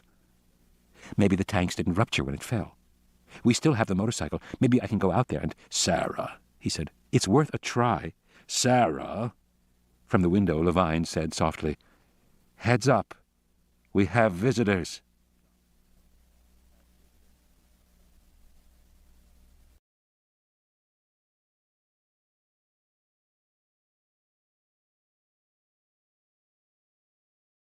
Good Mother. In the pre-dawn light, the dinosaurs came out of the bushes and went directly toward the jeep. There were 6 of them, big brown duckbills 15 feet high with curving snouts. "Myosaurs," Levine said. "I didn't know there were any here. What are they doing?" The huge animals clustered around the jeep and immediately began to tear it apart. One ripped away the canvas top. Another poked at the roll bar, rocking the vehicle back and forth. "I don't understand," Levine said. "They're hadrosaurs, herbivores. This aggressiveness is quite uncharacteristic." "Uh-huh," Thorne said. As they watched, the myosaurs tipped the jeep over. The vehicle crashed over on its side. One of the adults reared up and stood on the side panels. Its huge feet crushed the vehicle inward. But when the jeep fell over, 2 white styrofoam cases tumbled out onto the ground. The myosaurs seemed to be focused on these cases. They nipped at the styrofoam, tossing chunks of white around the ground. They moved hurriedly in a kind of frenzy. "Something to eat?" Levine said. "Some kind of dinosaur catnip? What?" Then the top of one case tore away, and they saw a cracked egg inside. Protruding from the egg was a wrinkled bit of flesh. The myosaurs slowed. Their movements were now cautious, gentle. They honked and grunted. The big bodies of the animals blocked their view. There was a squeaking sound. "You're kidding," Levine said. On the ground, a tiny animal moved about. Its body was pale brown, almost white. It tried to stand, but flopped down at once. It was barely a foot long, with wrinkled folds of flesh around its neck. In a moment, a second animal tumbled out beside it. Harding sighed. Slowly, one of the myosaurs ducked its huge head down and gently scooped the baby up in its broad bill. It kept its mouth open as it raised its head. The baby sat calmly on the adult's tongue, looking around with its tiny head as it rose high into the air. The second baby was picked up. The adults milled around for a moment, as if unsure whether there was more to do, and then, honking loudly, they all moved off, leaving behind a crumpled, shattered vehicle. Thorne said, "I guess gas is no longer a problem." "I guess not," Sarah said. Thorne stared at the wreckage of the jeep, shaking his head. "It's worse than a head-on collision," he said. "It looks like it's been put in a compactor. Just wasn't built for those sorts of stresses." Levine snorted. "Engineers in Detroit didn't expect a 5-ton animal to stand on it." "You know," Thorne said, "I would have liked to see how our own car stood up under that." "You mean because we beefed it up?" "Yes," Thorne said. "We really built it to take fantastic stresses, huge stresses. Ran it through computer programs, added those honeycomb panels, the whole—" "Wait a minute," Harding said, turning away from the window. "What are you talking about?" "The other car," Thorne said. "What other car?" "The car we brought," he said. "The Explorer." "Of course," she said, suddenly excited. "There's another car. I completely forgot. The Explorer." "Well, it's history now," Thorne said. "It shorted out last night when I was coming back to the trailer. I ran it through a puddle and it shorted out." "So maybe it's still—" "No," Thorne said, shaking his head. "A short like that'd blow the VR. It's an electric car. It's dead." "I'm surprised you don't have circuit breakers for that." "Well, we never used to put them in, although on this latest version—" He trailed off. He shook his head. "I can't believe it." "The car has circuit breakers?" "Yes. Eddie put them in last minute." "So the car might still run?" "Yes, it probably would if you reset the breakers." "Where is it?" she said. She was heading for the motorcycle. "I left it on that side road that runs from the Ridge Road down to the Hyde. But Sarah—" "It's our only chance," she said. She pulled on her radio headset, adjusted the microphone to her cheek, and rolled the motorcycle to the door. "Call me," she said. "I'm going to go find us a car." They watched through the windows. In the early morning light, she climbed onto the motorcycle and roared off up the hill. Levine watched her go. "What do you figure her odds are?" Thorne just shook his head. The radio crackled. "Doc?" Thorne picked it up. "Yes, Sarah." "I'm coming up the hill now. I see there's 6 of them." "Raptors?" "Yeah, they're, listen, I'm going to try another path. I see a—" The radio crackled. "Sarah?" She was breaking up. "Sort of a game trail that— Here, think I better—" "Sarah," Thorne said, "you're breaking up." "Do now, so just shmee-luck." Over the radio they heard the hum of the bike. Then they heard another sound, which might have been an animal's snarl, and might have been more static. Thorne bent forward, holding the radio close to his ear. Then, abruptly, the radio clicked and was silent. He said, "Sarah." There was no answer. "Maybe she turned it off," Levine said. Thorne shook his head. "Sarah." Nothing. "Sarah, you there?" They waited. Nothing. "Hell," Thorne said. Time passed slowly. Levine stood by the window, staring out. Kelly was snoring in a corner. Arby lay next to Malcolm, fast asleep.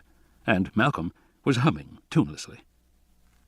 Thorne sat on the floor in the center of the room, leaning back against the checkout counter.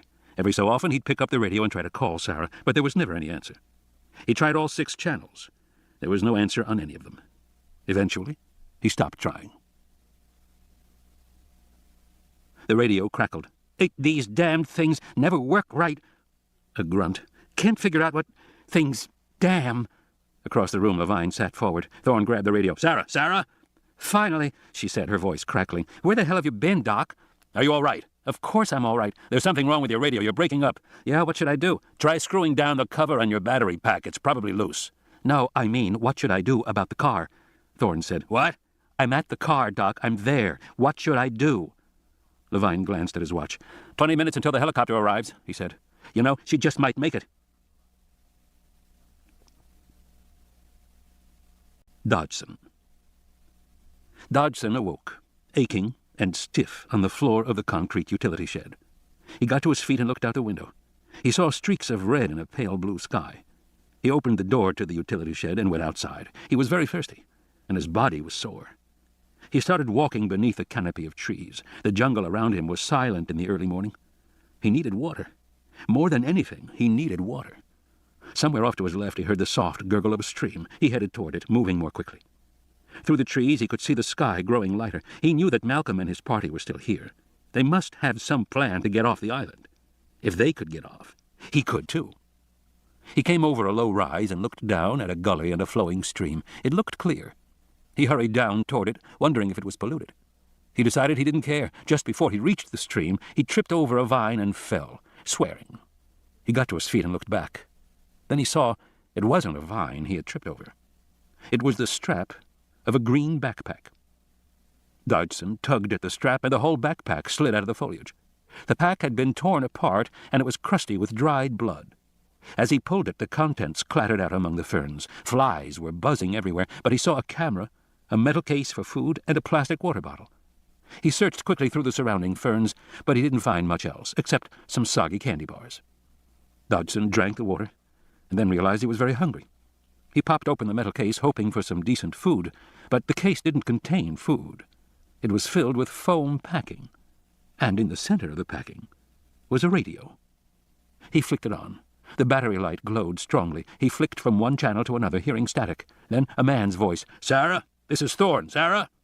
After a moment, a woman's voice. "Doc, did you hear me? I said I'm at the car."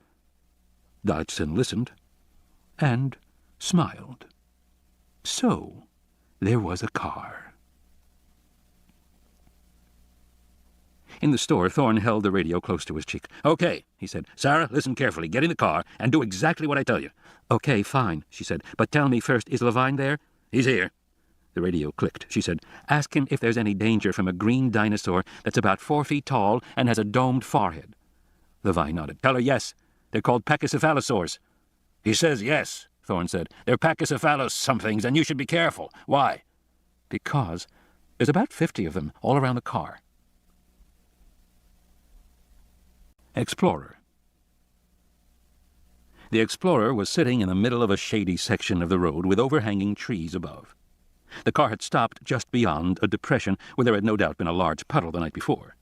Now the puddle had become a mud hole thanks to the dozen or so animals that sat in it, splashed in it, drank from it, and rolled at its edges.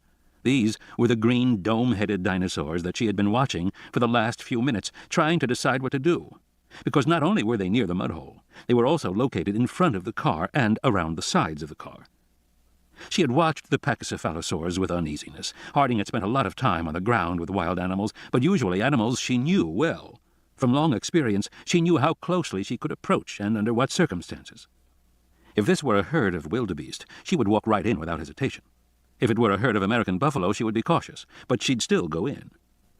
And if it were a herd of African buffalo, she wouldn't go anywhere near them. She pushed the microphone against her cheek and said, "How much time left?" 20 minutes. "Then I better get in there," she said. "Any ideas?" There was a pause. The radio crackled. "Levine says nobody knows anything about these animals, Sarah." "Great." "Levine says a complete skeleton has never been recovered, so nobody has even a guess about their behavior except that they're probably aggressive." "Great," she said. She was looking at the situation of the car and the overhanging trees. It was a shady area, peaceful and quiet in the early morning light. The radio crackled. "Levine says you might try walking slowly in and see if the herd lets you through. But no quick movements, no sudden gestures." She stared at the animals and thought, they have those domed heads for a reason. "No thanks," she said. "I'm going to try something else." "What?" In the store, Levine said, "What did she say?" "She said she was going to try something else." "Like what?" Levine said. He went to the window and looked out. The sky was growing lighter. He frowned. There was some consequence to that, he thought. Something he knew in the back of his mind but wasn't thinking about. Something about daylight and territory. Territory.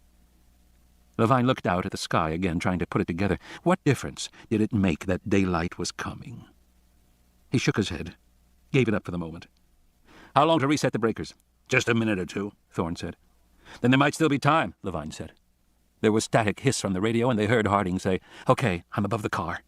"You're where?" "I'm above the car," she said, "in a tree."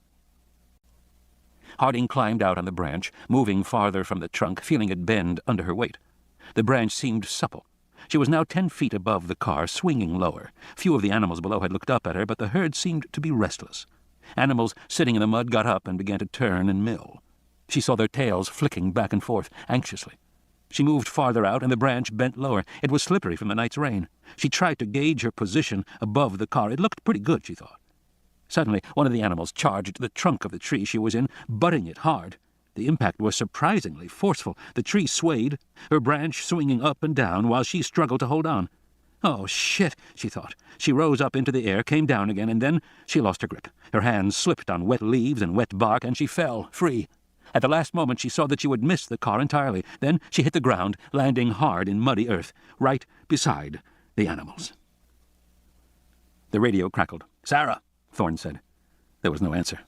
"What's she doing now?" Levine began to pace nervously. "I wish we could see what she's doing." In the corner of the room, Kelly got up, rubbing her eyes.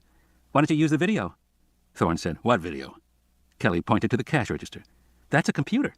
"It is?" "Yeah, I think so." Kelly yawned as she sat in the chair facing the cash register. It looked like a dumb terminal, which meant it probably didn't have access to much, but it was worth a try anyway.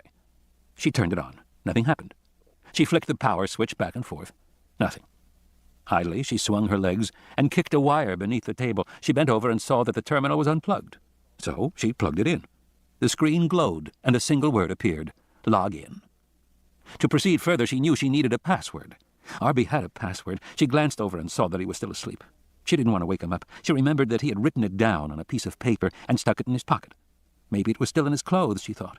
She crossed the room, found the bundle of his wet, muddy clothes, and began going through the pockets. She found his wallet, the keys to his house, and some other stuff. Finally, she found a piece of paper in his back pocket.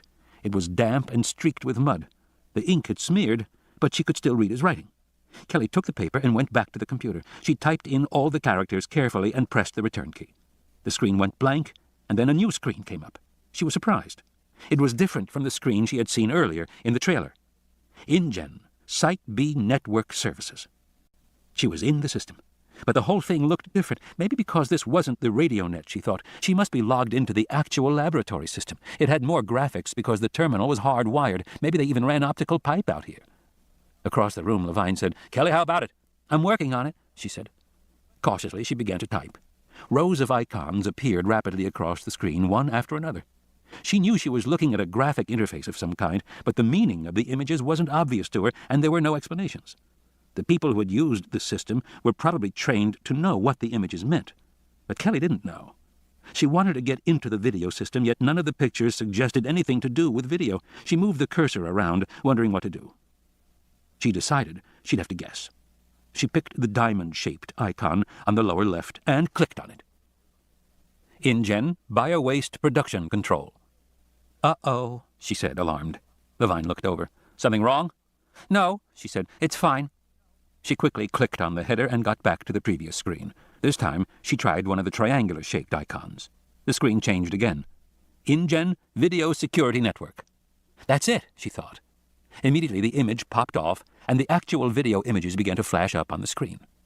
On this little cash register monitor, the pictures were tiny, but now she was in familiar territory, and she moved around quickly, moving the cursor, manipulating the images.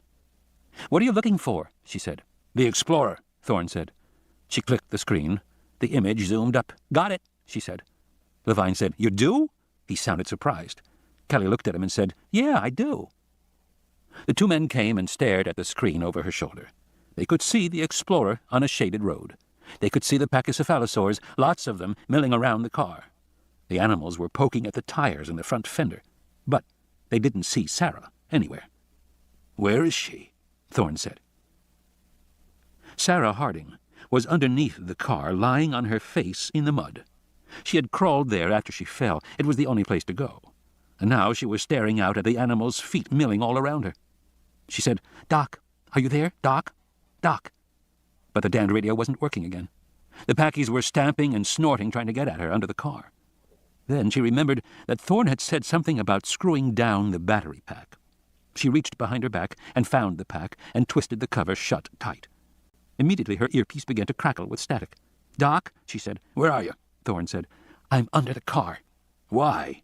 Did you already try it?" "Try what?" "Try to start it, to start the car." "No," she said. "I didn't try to start it. I fell." "Well, as long as you're under there, you can check the breakers," Thorne said. "The breakers are under the car?"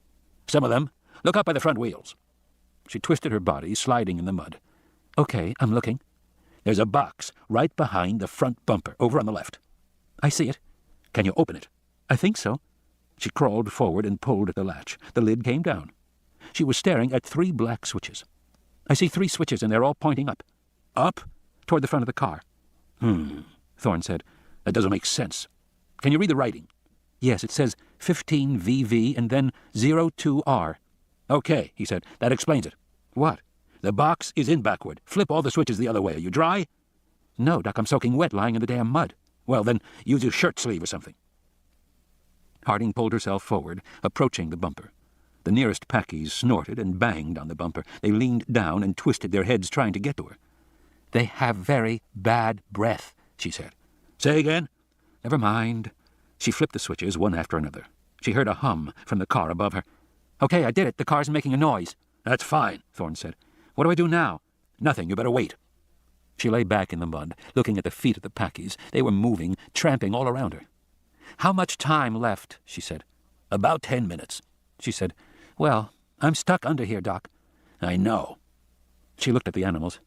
They were on all sides of the car. If anything, they seemed to be growing more active and excited. They stamped their feet and snuffled impatiently. Why were they so worked up, she wondered. And then, suddenly, they all thundered off. They ran toward the front of the car and away up the road. She twisted her body and watched them go. There was silence. Doc? She said. Yeah. Why did they leave? Stay under the car, Thorne said. Doc? Don't talk. The radio clicked off. She waited, not sure what was happening. She had heard the tension in Thorne's voice. She didn't know why. But now she heard a soft, scuffling sound, and looking over, saw 2 feet standing by the driver's side of the car. 2 feet in muddy boots. Men's boots. Harding frowned. She recognized the boots. She recognized the khaki trousers, even though they were now caked with mud. It was Dodgson. The man's boots turned to face the door. She heard the door latch click. Dodgson was getting in the car. Harding acted so swiftly, she was not aware of thinking. Grunting, she swung her body around sideways, reached out with her arms, grabbed both ankles, and pulled hard. Dodgson fell, giving a yell of surprise. He landed on his back and turned, his face dark and angry. He saw her and scowled. "No shit," he said. "I thought I finished you off on the boat." Harding went red with rage and started to crawl out from under the car. Dodgson scrambled to his knees as she was halfway out, but then she felt the ground begin to shake, and she immediately knew why. She saw Dodgson look over his shoulder and flatten himself on the ground. Hurriedly, he started to crawl under the car beside her. She turned in the mud, looking down along the length of the car, and she saw a Tyrannosaurus coming up the road toward them. The ground vibrated with each step. Now Dodgson was crawling toward the center of the car, pushing himself close to her, but she ignored him. She watched the big feet with the splayed claws as they came alongside the car and stopped. Each foot was 3 feet long. She heard the Tyrannosaur growling. She looked at Dodgson. His eyes were wide with terror. The Tyrannosaur paused beside the car. The big feet shifted. She heard the animal somewhere above sniffing. Then, growling again, the head came down. The lower jaw touched the ground. She could not see the eye, just the lower jaw. The Tyrannosaur sniffed again, long and slow. It could smell them. Beside her, Dodgson was trembling uncontrollably, but Harding was strangely calm. She knew what she had to do. Quickly, she shifted her body, twisting around, moving so her head and shoulders were braced against the rear wheel of the car. Dodgson turned to look at her just as her boots began to push against his lower legs, pushing them out from beneath the car. Terrified, Dodgson struggled, trying to push back, but her position was much stronger. Inch by inch, his boots moved out into the cold morning light. Then his calves. She grunted as she pushed, concentrating every ounce of her energy. In a high-pitched voice, Dodgson said, "What the hell are you doing?" She heard the Tyrannosaur growling. She saw the big feet move. Dodgson said, "Stop it! Are you crazy? Stop it!" But Harding didn't stop. She got her boot on his shoulder and pushed once more. For a while, Dodgson struggled against her, and then suddenly his body moved easily, and she saw that the Tyrannosaur had his legs in its jaws and was pulling Dodgson out from under the car. Dodgson wrapped his hands around her boot, trying to hold on, trying to drag her with him. She put her other boot on his face and kicked hard. He let go. He slid away from her. She saw his terrified face, ashen, mouth open. No words came out. She saw his fingers digging into the mud, leaving deep gouges as he was pulled away. And then his body was dragged out. Everything was strangely quiet. She saw Dodgson spin around onto his back and look upward. She saw the shadow of the Tyrannosaur fall across him. She saw the big head come down, the jaws wide. And she heard Dodgson begin to scream as the jaws closed around his body and he was lifted up. Dodgson felt himself rise high into the air, 20 feet above the ground, and all the time he continued to scream. He knew at any moment the animal would snap its great jaws shut and he would die. But the jaws never closed. Dodgson felt stabbing pain in his sides, but the jaws never closed.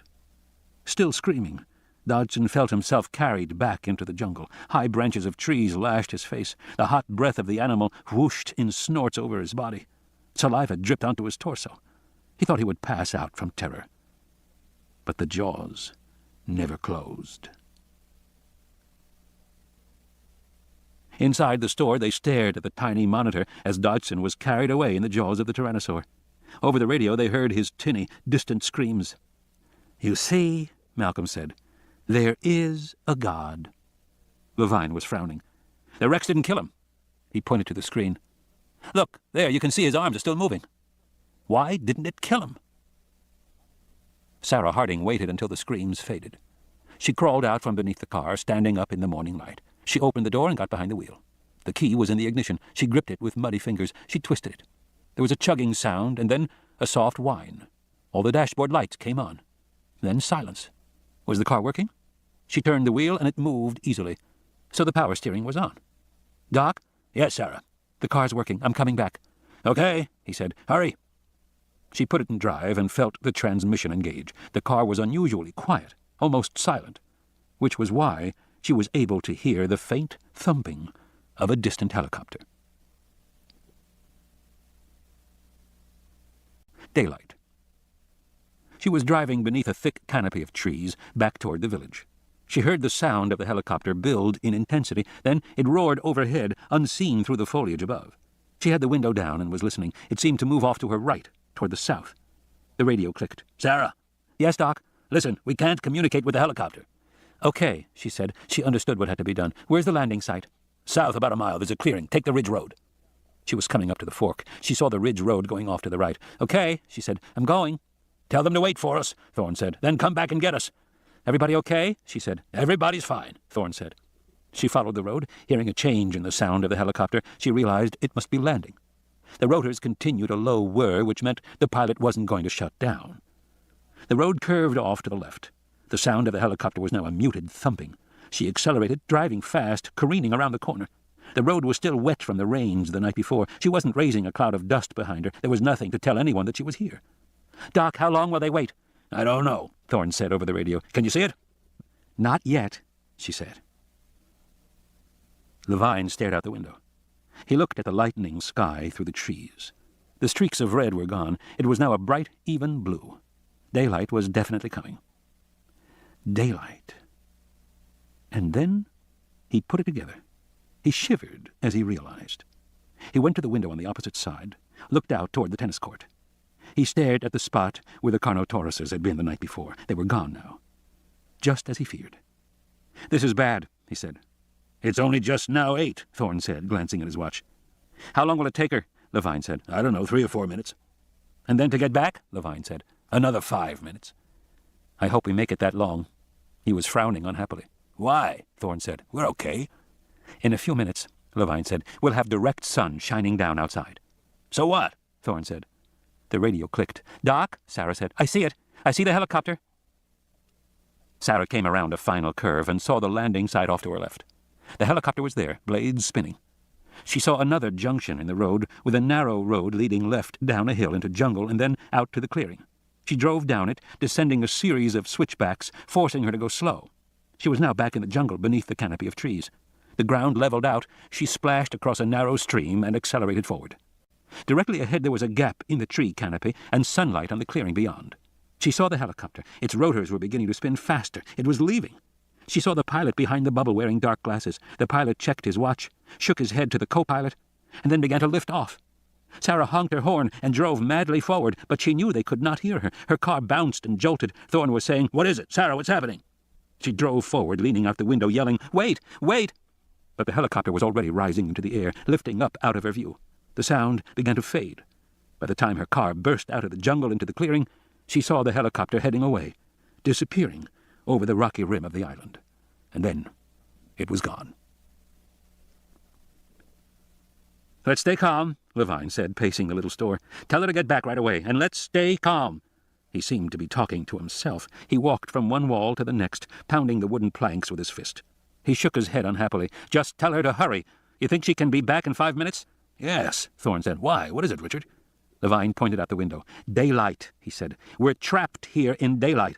"We were trapped here all night, too," Thorne said. "We made it okay." "But daylight is different," Levine said. "Why?" "Because at night," he said, "this is Carnotaurus territory. Other animals don't come in. We saw no other animals at all around here last night. But once daylight comes, the Carnotaurus can't hide anymore. Not in open spaces, in direct sunlight, so they'll leave. And then this won't be their territory anymore." "Which means?" Levine glanced at Kelly over by the computer. He hesitated, then said, "Just take my word for it. We have to get out of here right away." "And go where?" Sitting at the computer, Kelly listened to Thorne talking to Dr. Levine. She fingered the piece of paper with Arby's password on it. She felt very nervous. The way Dr. Levine was talking was making her nervous. She wished Sarah was back by now. She would feel better when Sarah was here. Kelly didn't like to think about their situation. She had been holding herself together, keeping up her spirits until the helicopter came. But now the helicopter had come and gone, and she noticed neither of the men was talking about when it would come back. Maybe they knew something, like it wasn't coming back. Dr. Levine was saying they had to get out of the store. Thorne was asking Dr. Levine where he wanted to go. Levine said, "I'd prefer to get off this island, but I don't see how we can, so I suppose we should make our way back to the trailer. It's the safest place now." Back to the trailer, she thought, where she and Sarah had gone to get Malcolm. Kelly didn't want to go back to the trailer. She wanted to go home. Tensely, Kelly smoothed out the piece of damp paper, pressing it flat on the table beside her. Dr. Levine came over. "Stop fooling around," he said. "See if you can find Sarah." "I want to go home," Kelly said. Levine sighed. "I know, Kelly," he said. "We all want to go home." And he walked away again, moving quickly, tensely. Kelly pushed the paper away, turning it over and sliding it under the keyboard in case she should need the password again. As she did so, her eye was caught by some writing on the other side. She pulled the paper out again. She saw Site B Legends. East Wing. Laboratory. Outlying. Convenience store. Gas station. Manager's house. Security 1. River Dock. Swamp Road. Mountain View Road. West Wing. Assembly Bay. Main Core. Worker Village. Pool/tennis. Jog Path. Security 2. Boathouse. River Road. Cliff Road. Loading Bay. Entrance. Geoturbine. Geocore. Putting greens. Gas lines. Thermal lines. Solar 1. Ridge Road. Holding pens. She realized at once what it was, a screenshot from Levine's apartment. From the night when Arby had been recovering files from the computer. It seemed like 1,000,000 years ago, another lifetime. But it had really been only, 2 days ago? She remembered how proud Arby had been when he had recovered the data. She remembered how they had all tried to make sense of this list. Now, of course, all these names had meaning. They were all real places. The laboratory, the worker village, the convenience store, the gas station. She stared at the list. "You're kidding," she thought. "Dr. Thorne," she said, "I think you'd better look at this." Thorne stared as she pointed at the list. "You think so?" he said. "That's what it says. A boathouse." "Can you find it, Kelly?" "You mean find it on the video?" She shrugged. "I can try." "Try," Thorne said. He glanced at Levine, who was across the room, pounding on the walls again. He picked up the radio. "Sarah, it's Doc." And the radio crackled. "Doc, I've had to stop for a minute." "Why?" Thorne said. Sarah Harding was stopped on the Ridge Road. 50 yards ahead, she saw the Tyrannosaur going down the road away from her. She could see that he had Dodgson in his mouth, and somehow Dodgson was still alive. His body was still moving. She thought she could hear him scream. She was surprised to find she had no feeling about him at all. She watched dispassionately as the Tyrannosaur left the road and headed off down a slope back into the jungle. Sarah started the car and drove cautiously forward. At the computer console, Kelly flicked through video images one after another until finally she found it. A wooden dock enclosed inside a shed or a boathouse open to the air at the far end. The interior of the boathouse looked in pretty good shape. There weren't a lot of vines and ferns growing over things. She saw a power boat tied up, rocking against the dock. She saw 3 oil drums to one side, and out the back of the boathouse there was open water and sunlight. It looked like a river. "What do you think?" she said to Thorne. "I think it's worth a try," he said, looking over her shoulder. "But where is it? Can you find a map?" "Maybe," she said. She flicked the keys and managed to get back to the main screen with its perplexing icons. Arby awoke, yawned, and came over to look at what she was doing. "Nice graphics. You logged on, huh?" "Yeah," she said. "I did, but I'm having a little trouble figuring it out."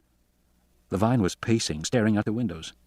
"This is all well and good," he said, "but it is getting brighter out there by the minute. Don't you understand? We need a way out of here. This building is single-wall construction. It's fine for the tropics, but it's basically a shack." "It'll do," Thorne said. "For 3 minutes, maybe. I mean, look at this," Levine said. He walked to the door, rapped it with his knuckles. "This door is just—" With a crash, the wood splintered around the lock, and the door swung open. Levine was thrown aside, landing hard on the floor. A raptor stood hissing in the doorway. A way out. Sitting at the console, Kelly was frozen in terror. She watched as Thorne ran forward from the side, throwing the full weight of his body against the door, slamming it hard against the raptor. Startled, the animal was knocked back. The door closed on its clawed hand. Thorne leaned against the door. On the other side, the animal snarled and pounded. "Help me!" Thorne shouted. Levine scrambled to his feet and ran forward, adding his weight. "I told you!" Levine shouted. Suddenly there were raptors all around the store, snarling. They threw themselves at the windows, denting the steel bars, pushing them in toward the glass. They slammed against the wooden walls, knocking down shelves, sending cans and bottles clattering to the floor. In several places the wood began to splinter on the walls. Levine looked back at her. "Find a way out of here!" Kelly stared. The computer was forgotten. "Come on, Cal," Arby said. "Concentrate." She turned back to the screen, unsure what to do. She clicked on the cross in the left corner. Nothing happened. She clicked on the upper left circle. Suddenly, icons began to print out rapidly, filling the screen. "Don't worry, there must be a key to explain it," Arby said. "We just need to know what—" But Kelly was not listening. She was pressing more buttons and moving the cursor, already trying to get something to happen, to get a help screen, something, anything. Suddenly, the whole screen began to twist, to distort. "What did you do?" Arby said in alarm. Kelly was sweating. "I don't know," she said. She pulled her hands away from the keyboard. "It's worse," Arby said. "You made it worse." The screen continued to squeeze together, the icons shifting, distorting slowly as they watched. "Come on, kids," Levine shouted. "We're trying," Kelly said. Arby said, "It's becoming a cube." Thorne pushed the big glass-walled refrigerator in front of the door. The raptor slammed against the metal, rattling the cans inside. "Where are the guns?" Levine said. "Sarah has 3 in her car." "Great." At the windows, some of the bars were now so deeply dented that they broke the glass. Along the right-hand wall, the wood was splintering, tearing open big gaps. "We have to get out of here," Levine shouted at Kelly. "We have to find a way." He ran to the rear of the store, to the bathrooms, but a moment later he returned. "They're back there, too." It was happening fast, all around them. On the screen she now saw a rotating cube turning in space. Kelly didn't know how to stop it. "Come on, Cal," Arby said, peering at her through swollen eyes. "You can do it. Concentrate. Come on." Everyone in the room was shouting. Kelly stared at the cube on the screen, feeling hopeless and lost. She didn't know what she was doing anymore. She didn't know why she was there. She didn't know what the point of anything was. Why wasn't Sarah here?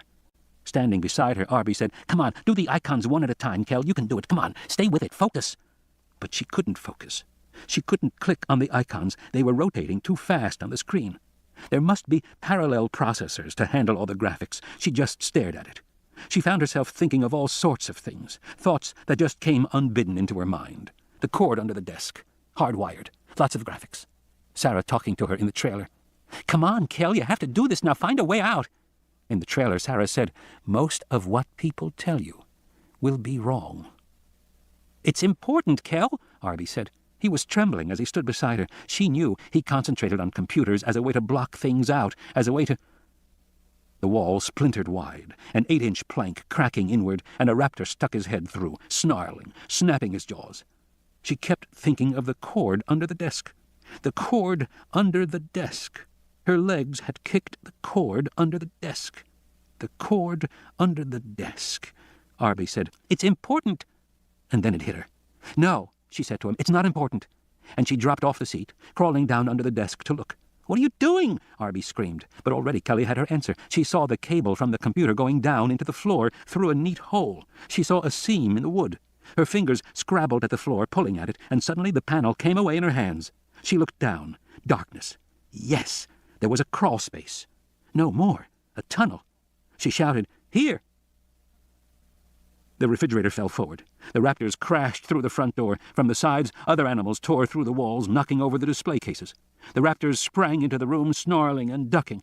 They found the bundle of Arby's wet clothes and snapped at them, ripping them apart in fury. They moved quickly, hunting. But the people were gone. Escape. Kelly was in the lead, holding a flashlight. They moved, single file, along damp concrete walls. They were in a tunnel 4 feet square, with flat metal racks of cables along the left side. Water and gas pipes ran near the ceiling. The tunnel smelled moldy. She heard the squeak of rats. They came to a wide junction. She looked both ways. To the right was a long, straight passageway going into darkness. It probably led to the laboratory, she thought. To the left was a much shorter section of tunnel, with stairs at the end. She went left. She crawled up through a narrow concrete shaft and pushed open a wooden trapdoor at the top. She found herself in a small utility building surrounded by cables and rusted pipes. Sunlight streamed in through broken windows. The others climbed up beside her. She looked out the window and saw Sarah Harding driving down the hill toward them.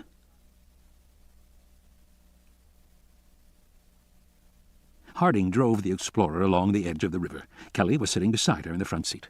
They saw a wooden sign for the boathouse up ahead. "So it was the graphics that gave you the clue, Kelly?" Harding said admiringly. Kelly nodded. "I just suddenly realized it didn't matter what was actually on the screen. What mattered was there was a lot of data being manipulated, millions of pixels spinning there, and that meant there had to be a cable. And if there was a cable, there must be a space for it, and enough space that workmen could repair it, all of that." "So you looked under the desk?" "Yes," she said. "That's very good," Harding said. "I think these people owe you their lives." "Not really," Kelly said with a little shrug. Sarah shot her a look. "All your life, other people will try to take your accomplishments away from you. Don't you take it away from yourself." The road was muddy alongside the river, and heavily overgrown with plants. They heard the distant cries of the dinosaurs somewhere behind them. Harding maneuvered around a fallen tree, and then they saw the boathouse ahead. "Uh-oh," Levine said. "I have a bad feeling."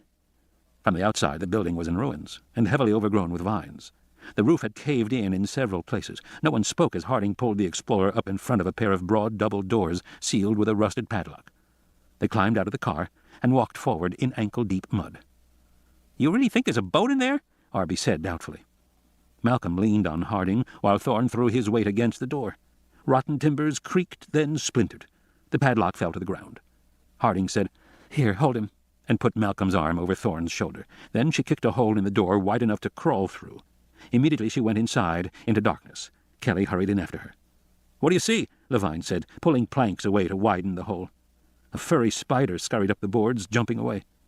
"There's a boat here, all right," Harding said, "and it looks okay." Levine pushed his head through the hole. "I'll be damned," he said. "We just might get out of here after all." Exit. Louis Dodgson fell. Tumbling through the air, he dropped from the mouth of the Tyrannosaur and landed hard on an earthen slope. The breath was knocked out of him, his head slammed down, and he was dizzy for a moment. He opened his eyes and saw a sloping bank of dried mud. He smelled a sour odor of decay, and then he heard a sound that chilled him. It was a high-pitched squeaking. He got up on one elbow and saw he was in the Tyrannosaur nest. The sloping mound of dried mud was all around him. Now there were 3 infants here, including one with a piece of aluminum wrapped around its leg. The infants were squeaking with excitement as they toddled toward him. Dodgson scrambled to his feet, unsure of what to do. The other adult Tyrannosaur was on the far side of the nest, purring and snorting. The one that had brought him was standing over him. Dodgson watched the babies moving toward him with their downy necks and their sharp little jaws, and then he turned to run. In an instant, the big adult brought his head down, knocking Dodgson over. Then the Tyrannosaur raised its head again and waited, watching. What the hell is going on? Dodgson thought. Cautiously he got to his feet again, and again he was knocked down. The infants squeaked and came closer. He saw that their bodies were covered in bits of flesh and excrement. He could smell them. He got up on all fours and began crawling away. Something grabbed his leg, holding him. He looked back and saw that his leg was in the jaws of the Tyrannosaur. The big animal held it gently for a moment. Then it bit down decisively. The bones snapped and crunched. Dodgson screamed in pain. He could no longer move. He could no longer do anything but scream. The babies toddled forward eagerly. For a few seconds they kept their distance, heads darting forward to take quick bites. But then, when Dodgson did not move away, one hopped up on his leg and began to bite at the bleeding flesh. The second jumped on his crotch and pecked with razor-sharp jaws at his waist. The third came right alongside his face, and with a single snap bit into his cheek. Dodgson howled. He saw the baby eating the flesh of his own face. His blood was dripping down its jaws. The baby threw its head back and swallowed the cheek, and then turned, opened its jaws again, and closed over Dodgson's neck. 7th configuration. Partial restabilization may occur after eliminating destructive elements. Survival partly determined by chance events. Ian Malcolm. Departure. The boat left the jungle river behind and moved into darkness. The walls of the cave echoed the throb of the engines as Thorne steered the boat through the swift tidal current. To their left, a waterfall splashed down, a ray of light on cascading water. And then they burst out, moving beyond the high cliff wall and the crashing surf into the open ocean. Kelly gave a cheer and threw her arms around Arby, who winced and smiled. Levine looked back at the island. "I have to admit, I never thought we'd make it. But with our cameras in place and the uplink working, I expect we can continue to gather the data until we finally get our answer about extinction." Sarah Harding stared at him. "Maybe we will and maybe we won't." "Why not? It's a perfect lost world." She stared at him in disbelief. "It's nothing of the sort," she said. "Too many predators, remember?" "Well, so it may appear, but we don't know—" "Richard," she said, "Ian and I checked the records. They made a mistake on that island many years ago, back when the lab was still in production." "What mistake?" "They were manufacturing infant dinosaurs, and they didn't know what to feed them. For a while they gave them goat's milk, which was fine. It's very hypoallergenic. But as the carnivores grew, they fed them a special animal protein extract. And the extract was made from ground-up sheep." Levine said, "So? What's wrong with that?" "In a zoo, they never use sheep extract," she said, "because of the danger of infection." "Infection?" Levine repeated in a low voice. "What kind of infection?" "Prions," Malcolm said from the other side of the boat. Levine looked blank. "Prions," Harding said, "are the simplest disease-causing entities known, even simpler than viruses. They're just protein fragments. They're so simple they can't even invade a body. They have to be passively ingested. But once eaten, they cause disease. Scrapie in sheep, mad cow disease, and Kuru, a brain disease in human beings. And the dinosaurs developed a prion disease called DX from a bad batch of sheep protein extract. The lab battled it for years, trying to get rid of it." "You're saying they didn't?" "For a while it seemed as if they did. The dinosaurs were flourishing, but then something happened. The disease began to spread. The prions are excreted in feces, so it is possible—" "Excreted in feces?" Levine said. "The compies were eating feces." "Yes. The compies are all infected. The compies are scavengers. They spread the protein over carcasses, and other scavengers became infected. Eventually all the raptors were infected. Raptors attack healthy animals, not always successfully. One bite and the animal becomes infected. And so bit by bit the infection spread through the island again. That's why the animals die early. And the rapid die-off supports a much larger predator population than you would expect." Levine was visibly anxious. "You know," he said, "one of the compies bit me." "I wouldn't worry," Harding said. "There may be a mild encephalitis, but it's usually just a headache. We'll get you to a doctor in San Jose." Levine began to sweat. He wiped his forehead with his hand. "Actually, I don't feel very good at all." "It takes a week, Richard," she said. "I'm sure you'll be fine." Levine sank back in his seat unhappily. "But the point," she said, "is that I doubt this island will be able to tell you very much about extinction." Malcolm stared back at the dark cliffs for a moment, and then began to speak. "Maybe that's the way it should be," he said, "because extinction has always been a great mystery. It's happened 5 major times on this planet, and not always because of an asteroid. Everyone's interested in the Cretaceous die-out that killed the dinosaurs, but there were die-outs at the end of the Jurassic and the Triassic as well. They were severe, but they were nothing compared to the Permian extinction, which killed 90% of all life on the planet, on the seas and on the land. No one knows why that catastrophe happened. But I wonder if we are the cause of the next one." "How is that?" Kelly said. "Human beings are so destructive," Malcolm said. I sometimes think we're a kind of plague that will scrub the earth clean. We destroy things so well that I sometimes think maybe that's our function. Maybe every few eons some animal comes along that kills off the rest of the world, clears the decks, and lets evolution proceed to its next phase. Kelly shook her head. She turned away from Malcolm and moved up the boat to sit alongside Thorne. "Are you listening to all that?" Thorne said. "I wouldn't take any of it too seriously. It's just theories. Human beings can't help making them, but the fact is that theories are just fantasies, and they change. When America was a new country, people believed in something called phlogiston. You know what that is? No? Well, it doesn't matter, because it wasn't real anyway. They also believed that 4 humors controlled behavior, and they believed that the Earth was only a few thousand years old. Now we believe the Earth is 4 billion years old, and we believe in photons and electrons, and we think human behavior is controlled by things like ego and self-esteem. We think those beliefs are more scientific and better. Aren't they?" Thorne shrugged. "They're still just fantasies. They're not real. Have you ever seen a self-esteem? Can you bring me one on a plate? How about a photon? Can you bring me one of those?" Kelly shook her head. "No, but—" "And you never will, because those things don't exist, no matter how seriously people take them," Thorne said. 100 years from now, people will look back at us and laugh. They'll say, "You know what people used to believe? They believed in photons and electrons. Can you imagine anything so silly?" They'll have a good laugh, because by then there will be newer and better fantasies. Thorne shook his head. "And meanwhile, you feel the way the boat moves? That's the sea. That's real. You smell the salt in the air. You feel the sunlight on your skin. That's all real. You see all of us together? That's real. Life is wonderful. It's a gift to be alive, to see the sun and breathe the air. And there isn't really anything else. Now look at that compass and tell me where south is. I want to go to Puerto Cortes. It's time for us all to go home."